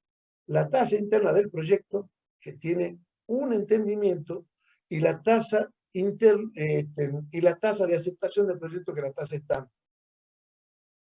¿De acuerdo? Entonces, dependiendo del proyecto de muy alto riesgo, ¿sí?, yo, ¿qué voy a hacer? Ahí voy a trabajar con la tasa interna del retorno. ¿Cuál es la tasa interna del retorno? ¿Cuál es la tasa que me hace cero el valor actual? O sea que yo pongo 100.000 y el valor actual me da cero al cabo de 10 años. ¿Qué significa? Que no me dio nada. A partir de esa tasa, si yo aumento la tasa, ya el proyecto me va a dar dinero. Entonces, la tasa mínima de aceptación de un proyecto. Pero entendamos, ante situaciones complicadas, también anoten, porque se pregunta de examen, ante situaciones complicadas, la tasa que más representa al proyecto es la tasa que calculamos el banco. Es la tasa estándar de aceptación. Anoten eso. ¿Por qué? Porque es la que me da la dimensión de cuánta ganancia voy a tener a valor de hoy. O sea, yo estoy poniendo 100.000 y me dice que mi van es de 30.000, yo estoy recuperando 130.000. Los 100.000 que puse van los 30.000. Y si puse 100.000 y el BAN me dice que yo tengo un valor actual neto de 130.000, la puta. Quiere decir que puse 100.000 y estoy recuperando 230.000. Esto es lo que tenemos que saber leer. Y no meter el número como si fuera un número más. ¿Estamos? Entonces, eso lo relaciono con la tasa interna de estación del proyecto y, lógicamente, voy a decir que estoy muy por encima de la tasa del proyecto. O la tasa interna, perdón, va a ser alta. ¿Entienden? Entonces, eso es lo que tenemos que ver. La tasa obtenida debe ser mayor o igual que la tasa estándar o de corte de la empresa. ¿Qué pasa si es menor la tasa interna de retorno? No me sirve. No me está rindiendo el capital que estoy poniendo. ¿Ah? Sí, acuérdense que la tasa interna es el que me hace el valor actual neto cero. Entonces, yo tengo una tasa estándar de aceptación del 20% y la tasa interna de retorno me dio el 17%, seguramente la situación no me conviene. ¿De acuerdo? Porque si yo pusiera, en lugar del 17%, yo pusiera el capital supongamos, al 17%, en lugar del 20%, me va a dar, por supuesto, el van igual a cero. Entonces ahí yo digo, estoy poniendo 100.000 pesos o 1.000.000 de pesos a 5 años o a 10 años, según sea el proyecto, y estoy recuperando a los cabos de los 10 años 100.000 pesos con esta tasa. ¿Me juego el proyecto, sí o no? Y no. Esta formulita de abajo también grabada, tasa estándar, tiene que ser, la TIR tiene que ser mayor o igual que la tasa estándar del proyecto. Y la tasa estándar es la que pone el inversionista en función del costo del dinero o del costo de oportunidad del dinero. Porque si yo, en lugar de dedicarme a poner plata para invertir, pongo plata en el banco, ¿sí?, sin hacer ningún esfuerzo, el banco me está dando, por decir algo, un 24%, y yo quiero que a mí el proyecto me dé un 20%, pues directamente la meto al banco, ¿no? No hago el proyecto para que vea, tenemos semejante riesgo, tanto movimiento, tanta responsabilidad y tantas cosas. Bien.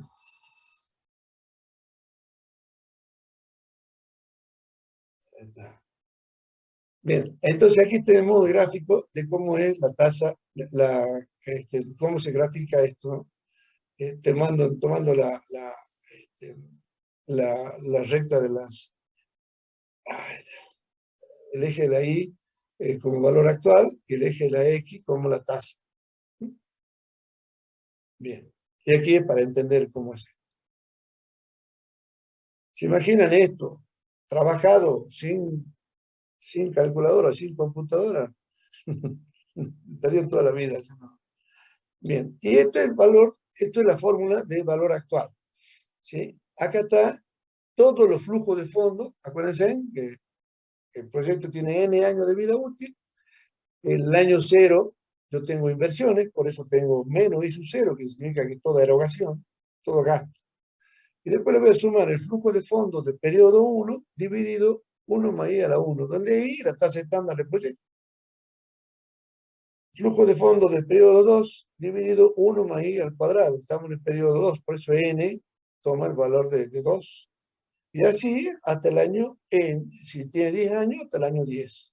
Si yo hago la fórmula en función de Van resumida, va a ser menos I sub 0 más esa sumatoria. Y la tasa de descuento depende del riesgo y costo de oportunidad de capital, que ya es lo que ya venimos diciendo. Acá, atención, cuando calculamos Van en el Excel, ¿sí? Nosotros no le ponemos el I sub 0. Marcamos desde el periodo 1 hasta el periodo final. Y eso es lo que ponemos para que me calcule la tasa. ¿Sí? Perdón, para que me calcule el valor actual. Antes me va a pedir como dato la tasa. Y la tasa la expreso en función decimal. Si la tasa es el 15%, es 0,15.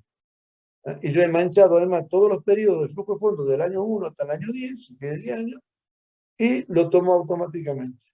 Le doy Enter, busco la fórmula de Van, tengo que ir a las fórmulas, en la parte de materias financieras, en financieras está como VNA, valor neto actual. Entonces lo buscamos, pinchamos y me da el valor, habiendo ya hecho esa selección de celdas. A ese número le ponemos, pinchamos en el cuadro del periodo 0, del flujo de fondos del periodo 0, lo pinchamos y lo metemos dentro de la formulita. Y ya cuando lo pinchamos ya está con el signo negativo. Si tuviera todo positivo y si hemos puesto paréntesis para el negativo, bueno, aquí le ponemos signo negativo. Y ese es el valor que nos va a dar. De esa manera hemos calculado el VAN. Acuérdense que el VAN es mucho más representativo que la Tierra. Bien. Entonces, ¿cómo? Perdón, esto ya lo pasé.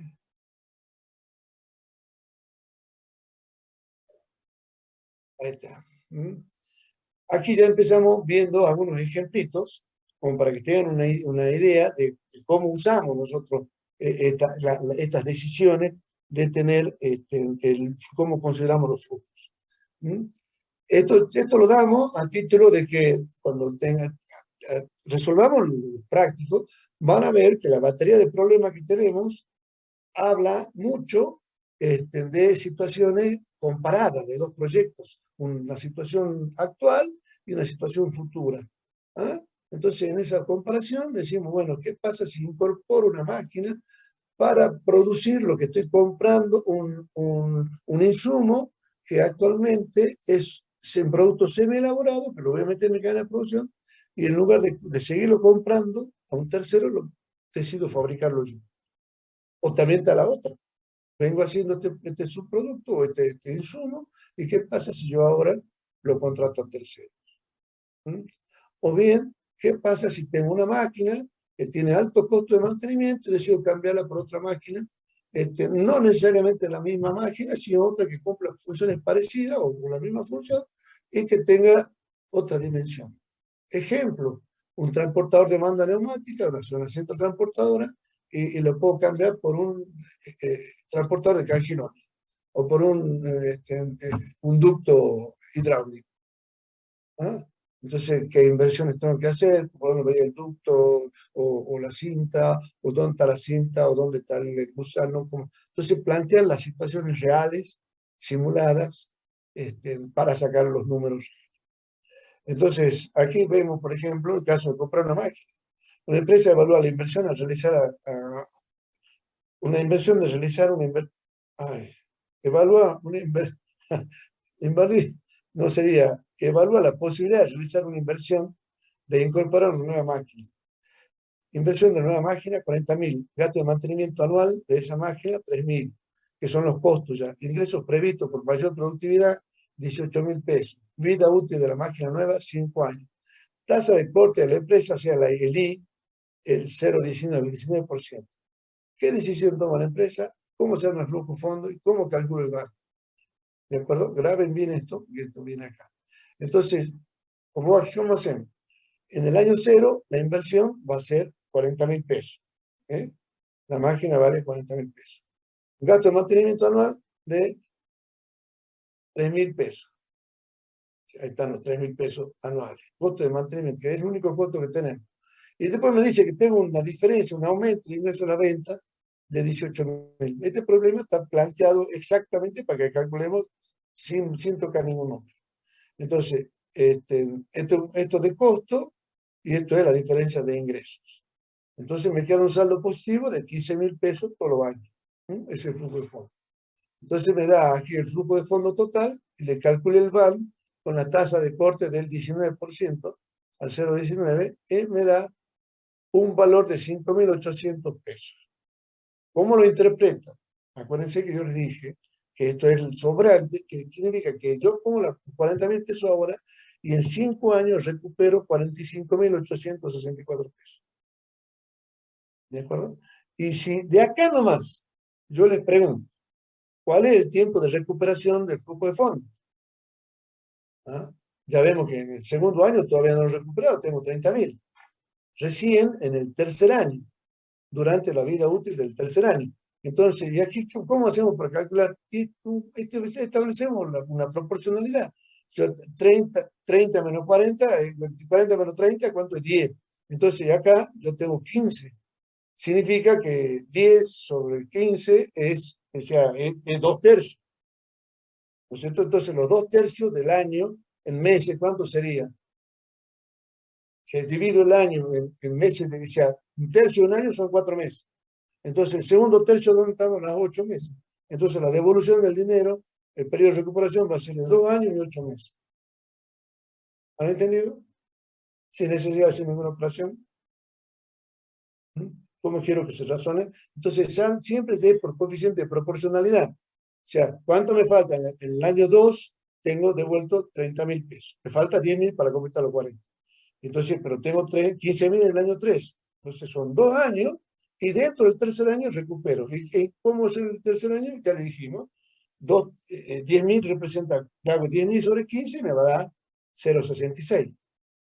¿Está bien? 0,66, o sea, 2 tercios, llevado a los 12 meses, pues divido el año en tercios, son 4 meses, son 12 dividido 3 me da 4, entonces 4 meses y 2 tercios son 8 meses.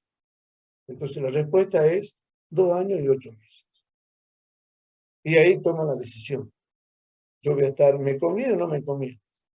Y tenemos que verlo. Yo creo que sí, porque voy a tener por lo menos otros 2 periodos con ganancia plena. Y acá yo estoy recuperando a valor actual 5.800 pesos sobre esto, sobre los 40.000. Entonces, acto seguido, ¿qué hacemos? Dividimos 5.800 entre 40.000. ¿Cuánto representa eso en plata? En porcentaje, ¿cuánto representa? Y esa es la ganancia neta que yo voy a tener de operar de esa manera. Tener ahí ese índice me sirve muchísimo. Bien. Ahí está. Bueno, y aquí está cómo hacemos con el cálculo. Entonces, la tasa es 1,19 y aquí vamos haciendo la formulita.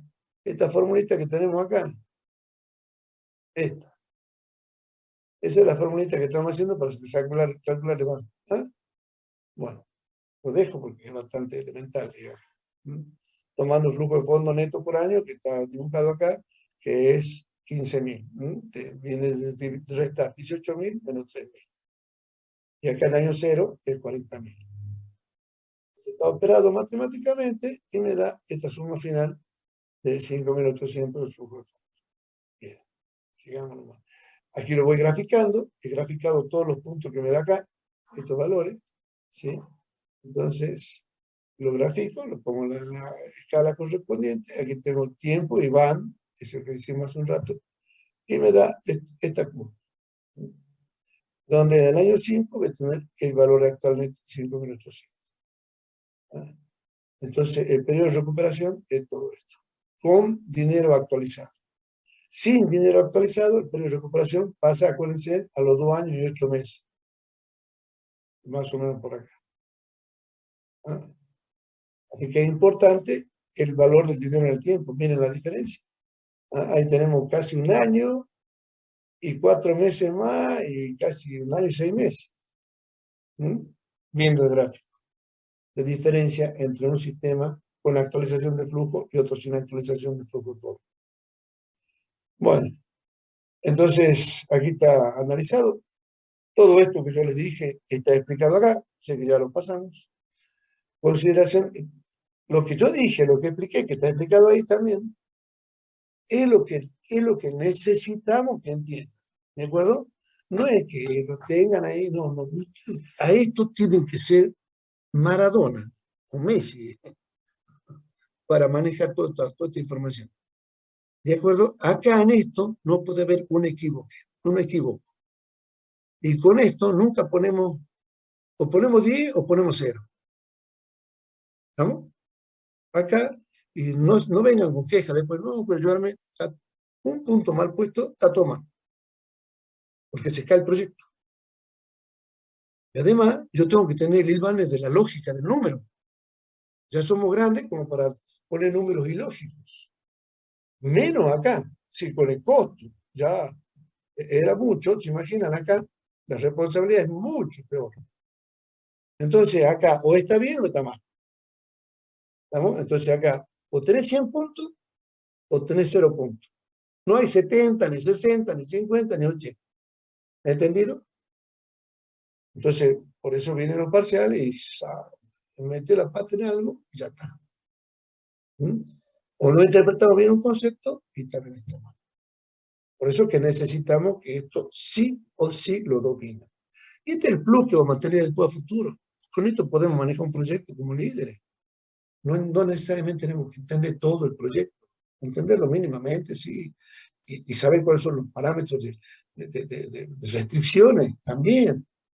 Acuérdense que un proyecto, formular un proyecto es saber poner restricciones. Entonces, entender toda esta maquinaria y cuando llegamos a los resultados numéricos, entender los resultados numéricos y a partir de ahí tenemos que tomar otras decisiones o no. ¿Qué pasa si es un número muy riesgoso? ¿Qué tendríamos que hacer? Y bueno, vemos la inversión, hasta dónde llegamos, veamos cómo podemos subir la productividad o mantener la productividad bajando costos. O cambiando la tecnología de la inversión, porque cuando hacemos un proyecto, nosotros hemos seleccionado entre varias tecnologías una determinada y esa tecnología tiene un costo, ni sub cero. Entonces, ¿qué pasa si elegimos otra tecnología que era un poquito más cara, pero esta me da más capacidad productiva o no? Bueno, y la hacemos tallar. Total, ahora es jugar. Meto la variable, ahí el número de diferencia en el cuadrito de inversión y ya está.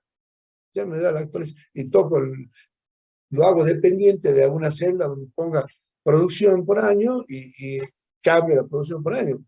Y ya tengo todo está operado en función de esa celda. Ahora es un juego. Lo podemos hacer de muchas maneras. Pero sí saber entender los números. Entonces, cuando hacemos el análisis de sensibilidad después del proyecto, quiero que entiendan qué han hecho. Pues no solamente, entonces voy a decir, bueno, aquí hemos bajado el costo operativo a tal valor. o hemos decidido procesar en el primer ciclo de producción, los 2 primeros años, un volumen de un 70%. ¿Y por qué? Y bueno, menos costo y la diferencia de venta, yo la puedo manejar de esta manera. El costo, yo tengo un costo variable y un costo fijo.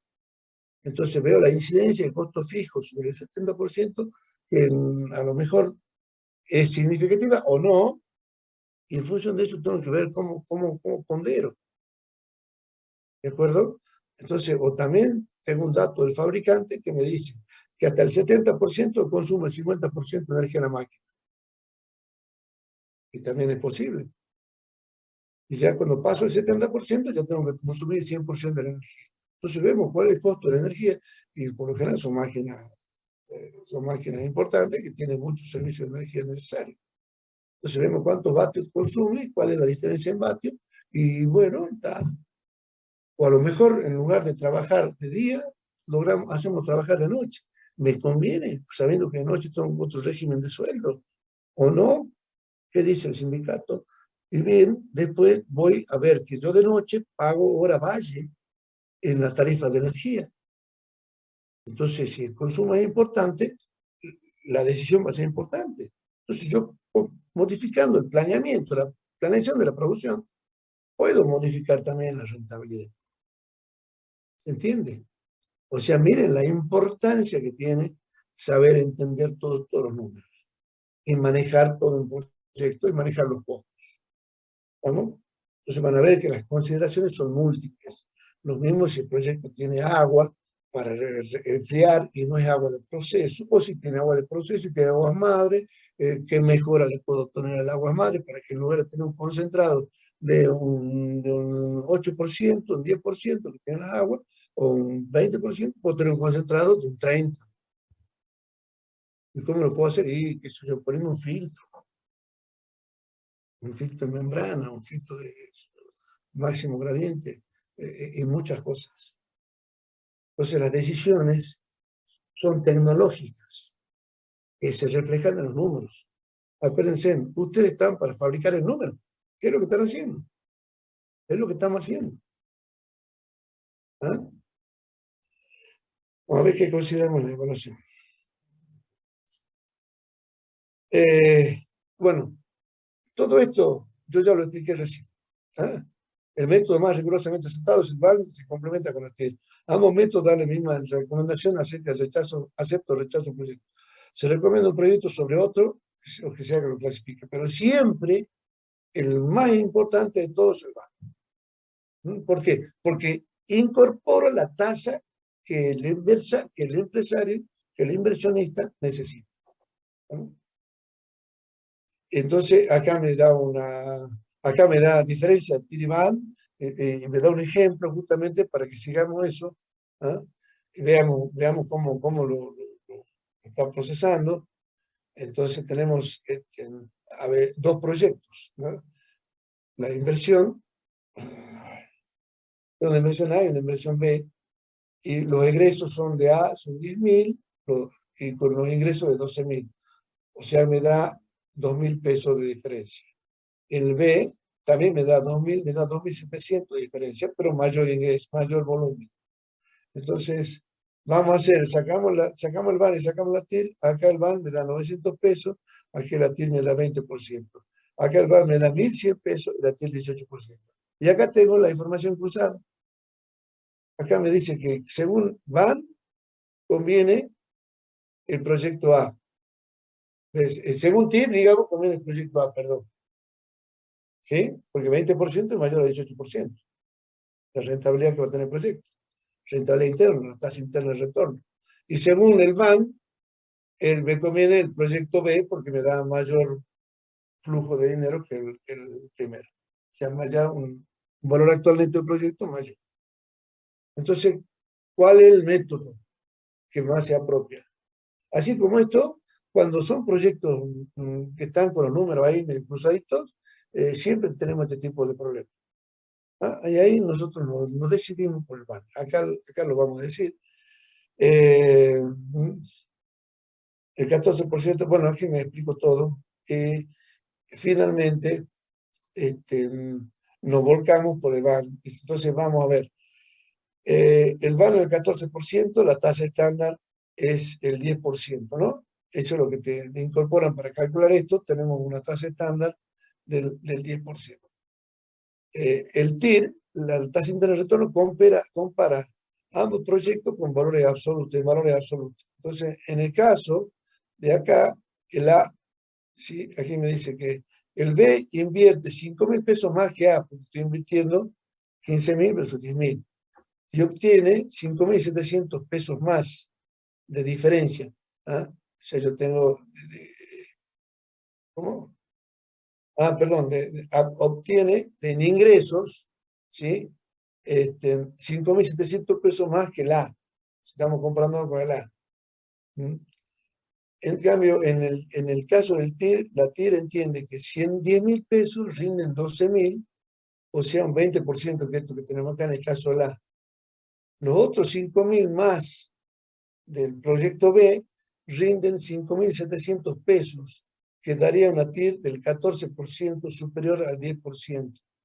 Al 10% de la tasa estándar de aceptación del proyecto.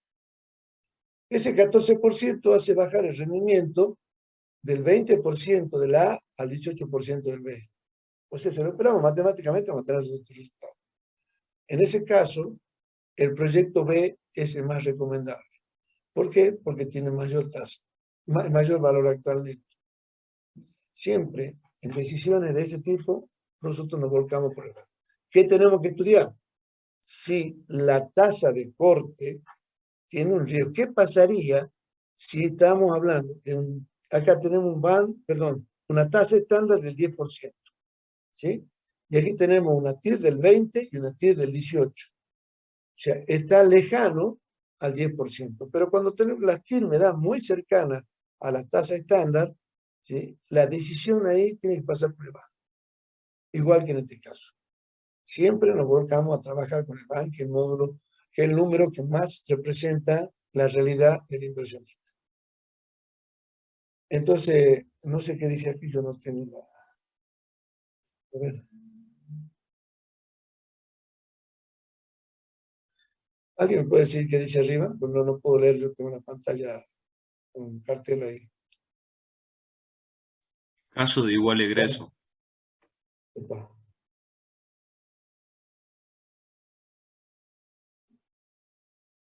Esto es también para interpretarlo recién, ¿no es cierto? Acá, en el caso este, tenemos BAN 20%, perdón, TIR 20%, y aquí 25%. Y acá tenemos un BAN de 27 pesos, aquí un BAN de 23 pesos. Entonces, esto es para, no me acuerdo cómo era, estos casos particulares van sobre los TIR. Esto, ¿qué dice arriba, chicos? Aileen, decime qué dice arriba, el título del cuadrito. Nadie tiene voz, che. Caso de igual egreso, profe. Bueno. Bueno, pero siempre tenemos que tomar el criterio del banco para seleccionar el proyecto, ¿no? Bien. Bueno, aquí están las consideraciones, por qué el BAN y no la TIR. Sigamos, o sea, suponer que reinvertir al mismo rendimiento de la TIR es irreal. No siempre el valor del dinero es el mismo que el del proyecto evaluado, máxime si el proyecto es muy bueno. Es el punto más débil del método de la TIR. El BAN supone que los ingresos se reinvierten en la tasa estándar de aceptación del proyecto, es más común y frecuente. En general, se reinvierte en proyectos con igual tasa estándar. O sea, eso es porque tomamos siempre el valor del BAN. Bueno, y acá tenemos otro ejemplo, ¿sí? De discontinuidades y de distintos casos que hay. ¿Ah? Entonces me dice, ¿qué pasa en el proyecto A, en el periodo 0, periodo 1, periodo 2? Dice que tengo una inversión de 100 pesos, en el año 1 tengo un recupero de 10, en el año 2, 110. Si sumo esto, 10 más 110 me da 120. Acá lo mismo. Acá yo tengo en el proyecto, en el año 0, tengo un egreso. Esto es el caso de que yo tenga una planta andando, y un típico caso de desinversión. Tengo una planta andando y ahora decido no producir directamente, comprar mi producción a tercero y poner un sobreprecio. ¿Mm?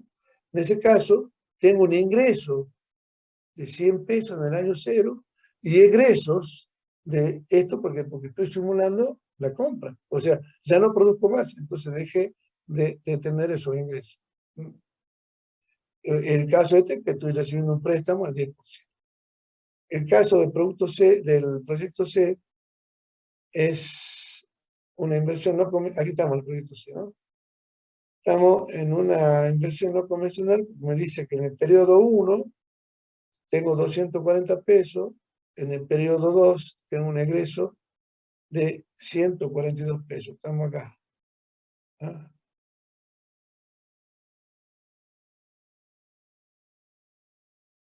Y en el otro caso, en el proyecto D, también tenemos una desinversión de 100 pesos y en el periodo 1 tenemos un costo de 200 y un flujo positivo en el periodo 2 de 150. ¿Para qué me sirve esto? Y me sirve para tomar decisiones. Siempre la decisión va a pasar por el banco, absolutamente siempre. ¿Ah? Cuando haya dudas, por lo general, cuando los números son muy acomodados, muy holgados, no hay problema. El BAN, seleccionando dos proyectos, por el método de BAN o el método de TIR me va a dar el mismo resultado. Pero algunas veces no es así. ¿Ah? Sobre todo cuando estamos muy cercanos a la zona del riesgo. Bien. Aquí está explicando los 4 métodos, yo lo voy a pasar porque está ahí explicadito. Este es el caso del BAN versus TIR. Yo lo dejo más. Vamos a la parte de análisis de sensibilidad. ¿Qué es el análisis? Voluble o sensible es el proyecto. ¿Qué significa esto? Que, ¿qué pasa si hay variaciones de algún factor, de alguna variable que yo considero el proyecto? Por ejemplo, ¿qué pasa si sube la mano de obra y yo no lo contemplé en el proyecto? Entonces, el proyecto ya arranca con otro costo. Entonces, hago un análisis de sensibilidad del costo operativo, porque la mano de obra forma parte del costo operativo, ¿verdad? Entonces, hago un análisis de sensibilidad del costo operativo y ya dentro de ese análisis de sensibilidad, yo dentro de los costos puedo tomar muchas situaciones. Si sube o baja la mano de obra, no baja, nunca baja.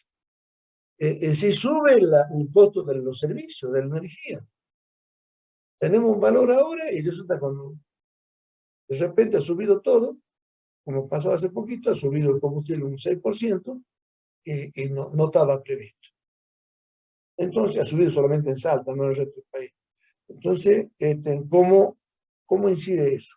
Entonces vemos qué pasa si el costo operativo disminuye o aumenta un X porcentaje. Entonces, ¿qué hacemos? Como lo tenemos en Excel, directamente podemos hacer en los análisis externos, decir, bueno, costo de mano de obra. Entonces, ver cuántas personas tenemos ahí cargadas, directas o indirectas, y cómo afecta esa multiplicación de ese incremento de la mano de obra. Supongamos que el incremento de la mano de obra es un 10%. Entonces, yo tengo una tarifa básica por hora, hombre, de 400 pesos. Aumentado 10%, ahora tengo una tarifa de 440 pesos por hora. Siempre tomo horas promedio, ¿no? Y tarifas promedio. Porque si no, tengo que tomar tarifas de todo el mundo y no. Entonces, pum, hago la operación y afecto a ese costo me meto en el costo de mano de obra y le aumento. Generalmente, ¿cómo se hace? Pongo una celda arriba del cuadro que dice incremento de mano de obra y pongo una fecha. Entonces, a ese incremento lo tengo ligado, donde seguramente en el primer periodo va a aparecer un 1, en el segundo periodo, o sea, en el segundo cambio aparece este 0,4 o este valor, y lo tengo afectado como un coeficiente de esa celda. Entonces, al poner el incremento del valor de la tarifa, bueno, verá inmediatamente como la modificación del costo. Y eso me incide en qué, en el cálculo del VAN y de la TIR. Entonces, dejando todos los factores fijos de entorno, ¿cómo modifica si yo toco, afecto solamente el costo de mano de obra? O si afecto solamente el costo de la energía eléctrica, que ha subido también. Entonces, ¿cómo incide en el proyecto? Y también, ¿qué pasa si yo estoy produciendo al 80%? ¿Y qué pasa si veo que hay mucha demanda? Porque el mercado estuvo hecho con mucho prejuicio y con mucha reserva. ¿Qué pasa si yo veo que el producto puede meterse y puede venderse al 100%? Y yo tengo una actividad del 80%. Entonces, ¿cómo incide ese delta? Obviamente que hay que tocar todos los costos. Entonces, la sensibilidad se muestra dejando todas las variables quietas menos la que yo quiero analizar. ¿Mm? Y ahí me dice, el análisis de sensibilidad más de mayor envergadura es, o lo que le transmite mayor riesgo al proyecto, es la sensibilidad con respecto al costo de la energía, o con respecto al volumen de venta, o con respecto al costo del producto. Bueno, los costos ya, justamente se hace mucho estudio de factibilidad de sensibilidad con respecto al costo, porque tenés muchas variables que pueden influir. ¿Estamos? Bien. Entonces, esto es lo que está hablado ahí, incertidumbre, cuando hay estos análisis de sensibilidad. ¿Por qué? Porque hay incertidumbre asociada a condiciones económicas. También, ¿qué pasa si cambió la tasa de estándar, la tasa de corte de proyecto porque ha subido la tasa bancaria? Si sube la tasa bancaria, yo tengo que subir la tasa de corte de proyecto. Así que estoy ahí en esos números umbrales de ese valor. Entonces ya eso, por supuesto, me afecta distinto. Pero todo eso, esa es la sensibilidad del proyecto. Entonces después hacemos un informe diciendo, vemos cuáles son la que mayor diferencia, la que más me hacen variar el VAN o la TIR, y en función de eso hago un informe. Acuérdense que cuando hago un análisis de sensibilidad, es como si yo estuviera haciendo un análisis FODA, nada más que a partir de los números. Ustedes saben lo que es el análisis FODA, ¿no es cierto? Fortaleza, oportunidades, debilidades y amenazas. Bueno, ¿qué pasa si pasa tal cosa? ¿Qué pasa si mejora la tecnología? O si en lugar de mejorar la tecnología en el año 3, la mejoro en el año 5 o en el año 1. ¿De acuerdo? Eso es lo que tenemos que considerar. Bien, entonces falta de certeza sobre el futuro. Estamos haciendo futurología. Nadie sabe qué va a pasar a ciencia cierta. Los analistas no se conforman con resultados simples. Podemos disponer de un rango de posibles resultados. Claro, vamos a hacer después un hándicap de variaciones. Y le vamos a poner al lado todo el número del porcentaje de variación o de sensibilidad. ¿Qué ocurre? Que por lo general no se dan estas cosas así, de una sola modificación. Generalmente, si sube la mano de obra, también sube el combustible, sube la energía. Entonces, no podemos tomar como un coso aislado. ¿De acuerdo? Entonces, hacemos nuestro cuadro de sensibilidad y mostramos cuáles son las variables de mayor o de menor incidencia. ¿Para qué me sirve? Para ir y fortalecer, cuando hice el estudio del costo de mano de obra, cómo determino ese costo. Entonces, estará bien analizado ese tema. Y también ver si cambiando una máquina por otra, trayendo otra tecnología, por una máquina como era importante, en ese caso el costo de la mano de obra, ¿qué pasa si traigo la tecnología tipo B, que la dejé en segundo lugar, donde gasto donde voy a necesitar menos mano de obra que la tecnología que me compra? Porque te deciden.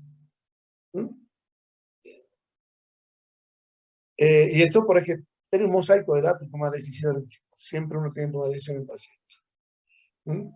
Está todo esto que obviamente, cuando hacemos las variaciones, calculamos el VAN, calculamos la TIR, qué TIR me da cuando aumento la mano de obra o cuando mejoro las ventas, ¿de acuerdo? Entonces, todo eso, Eso es lo que yo tomo en cuenta. Entonces, cuando hay cambio de precio de venta, costo, inversiones, vida útil, ¿de acuerdo?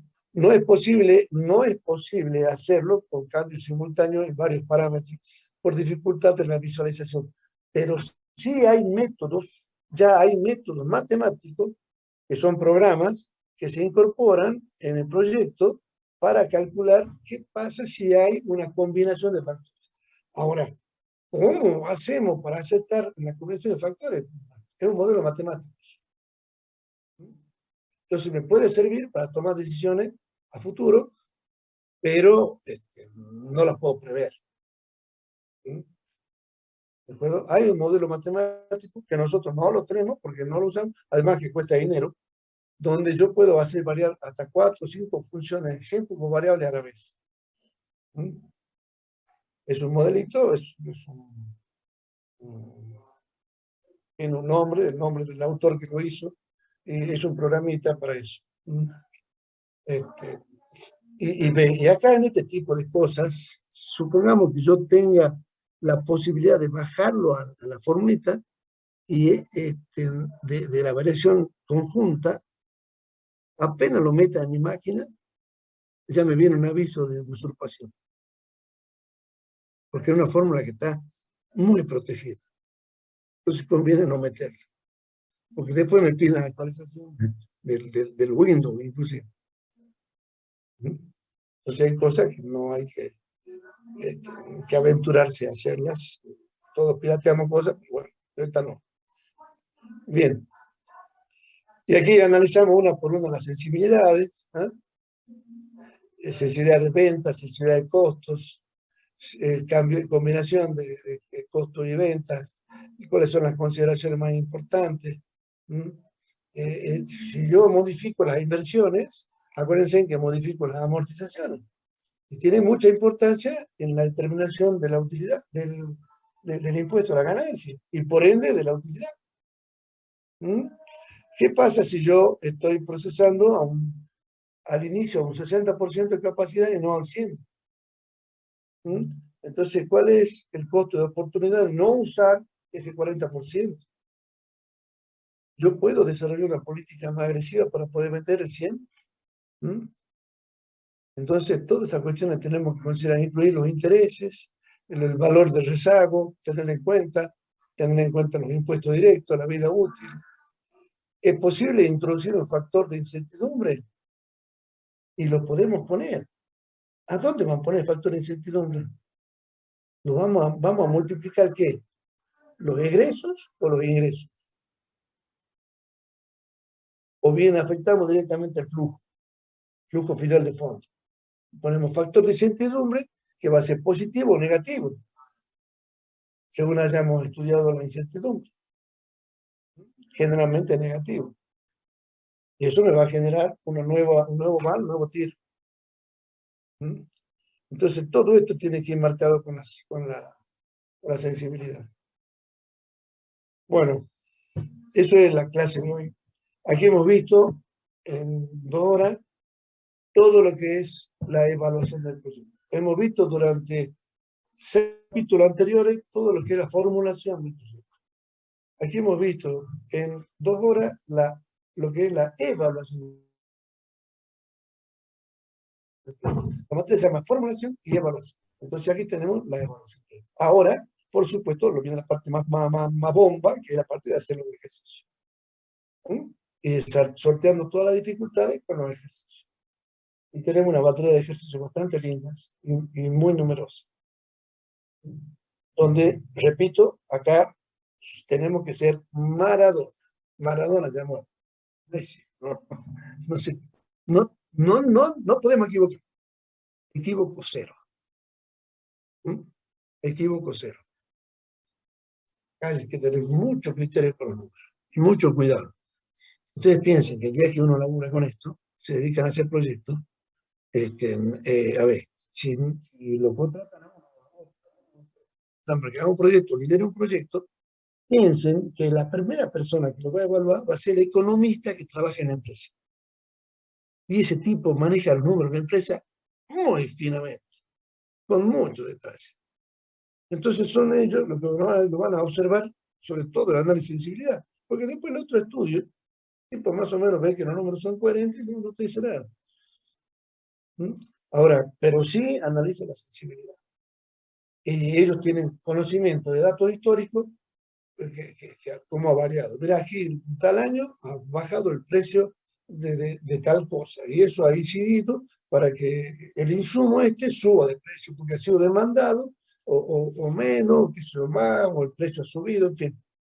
Son los que tienen la respuesta para todo lo que es el movimiento de tecnología y de insumos que usa la empresa. Entonces sabe cómo es la competencia, sabe cómo son los productos sustitutos, los proyectos, las empresas que producen productos sustitutos, lo que hacemos nosotros, que son nuestra competencia. Entonces saben tanto que tenemos que ser muy cuidadosos. Por eso cuando hagamos la sensibilidad, tenemos que tener el criterio buen tino de invitarlos. Creo que puedo manejar muy bien tu número. A ver, que me digas dónde está la parte más relevante de la sensibilidad. Entonces los tipos te van a empezar a sonar.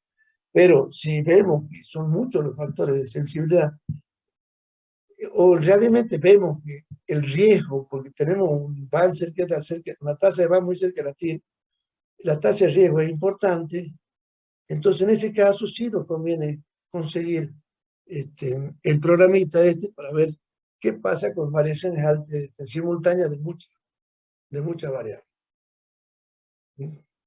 No me puedo acordar el nombre, el apellido de esta persona, se lo conoce al programa con el apellido de la persona. Bueno, yo tuve la presentación cuando la trajeron a Argentina, lo trajo un ingeniero tucumano, perdón, un economista, aunque era licenciado en economía, y lo trajo a la universidad para mostrarlo y también para vender. ¿Ah? Y yo iba por la facultad, obviamente. No era tan caro. Nosotros como cátedra podemos comprarlo, lo habla el decano y le puede facilitar el dinero. Pero era tremendamente caro. Pues, no. Mejor seguimos. Total, a nivel alumnos siguen estudiando lo que están estudiando, que es lo básico. Creo que lo vamos a ver siempre. Bueno, chicos, ahí terminó mi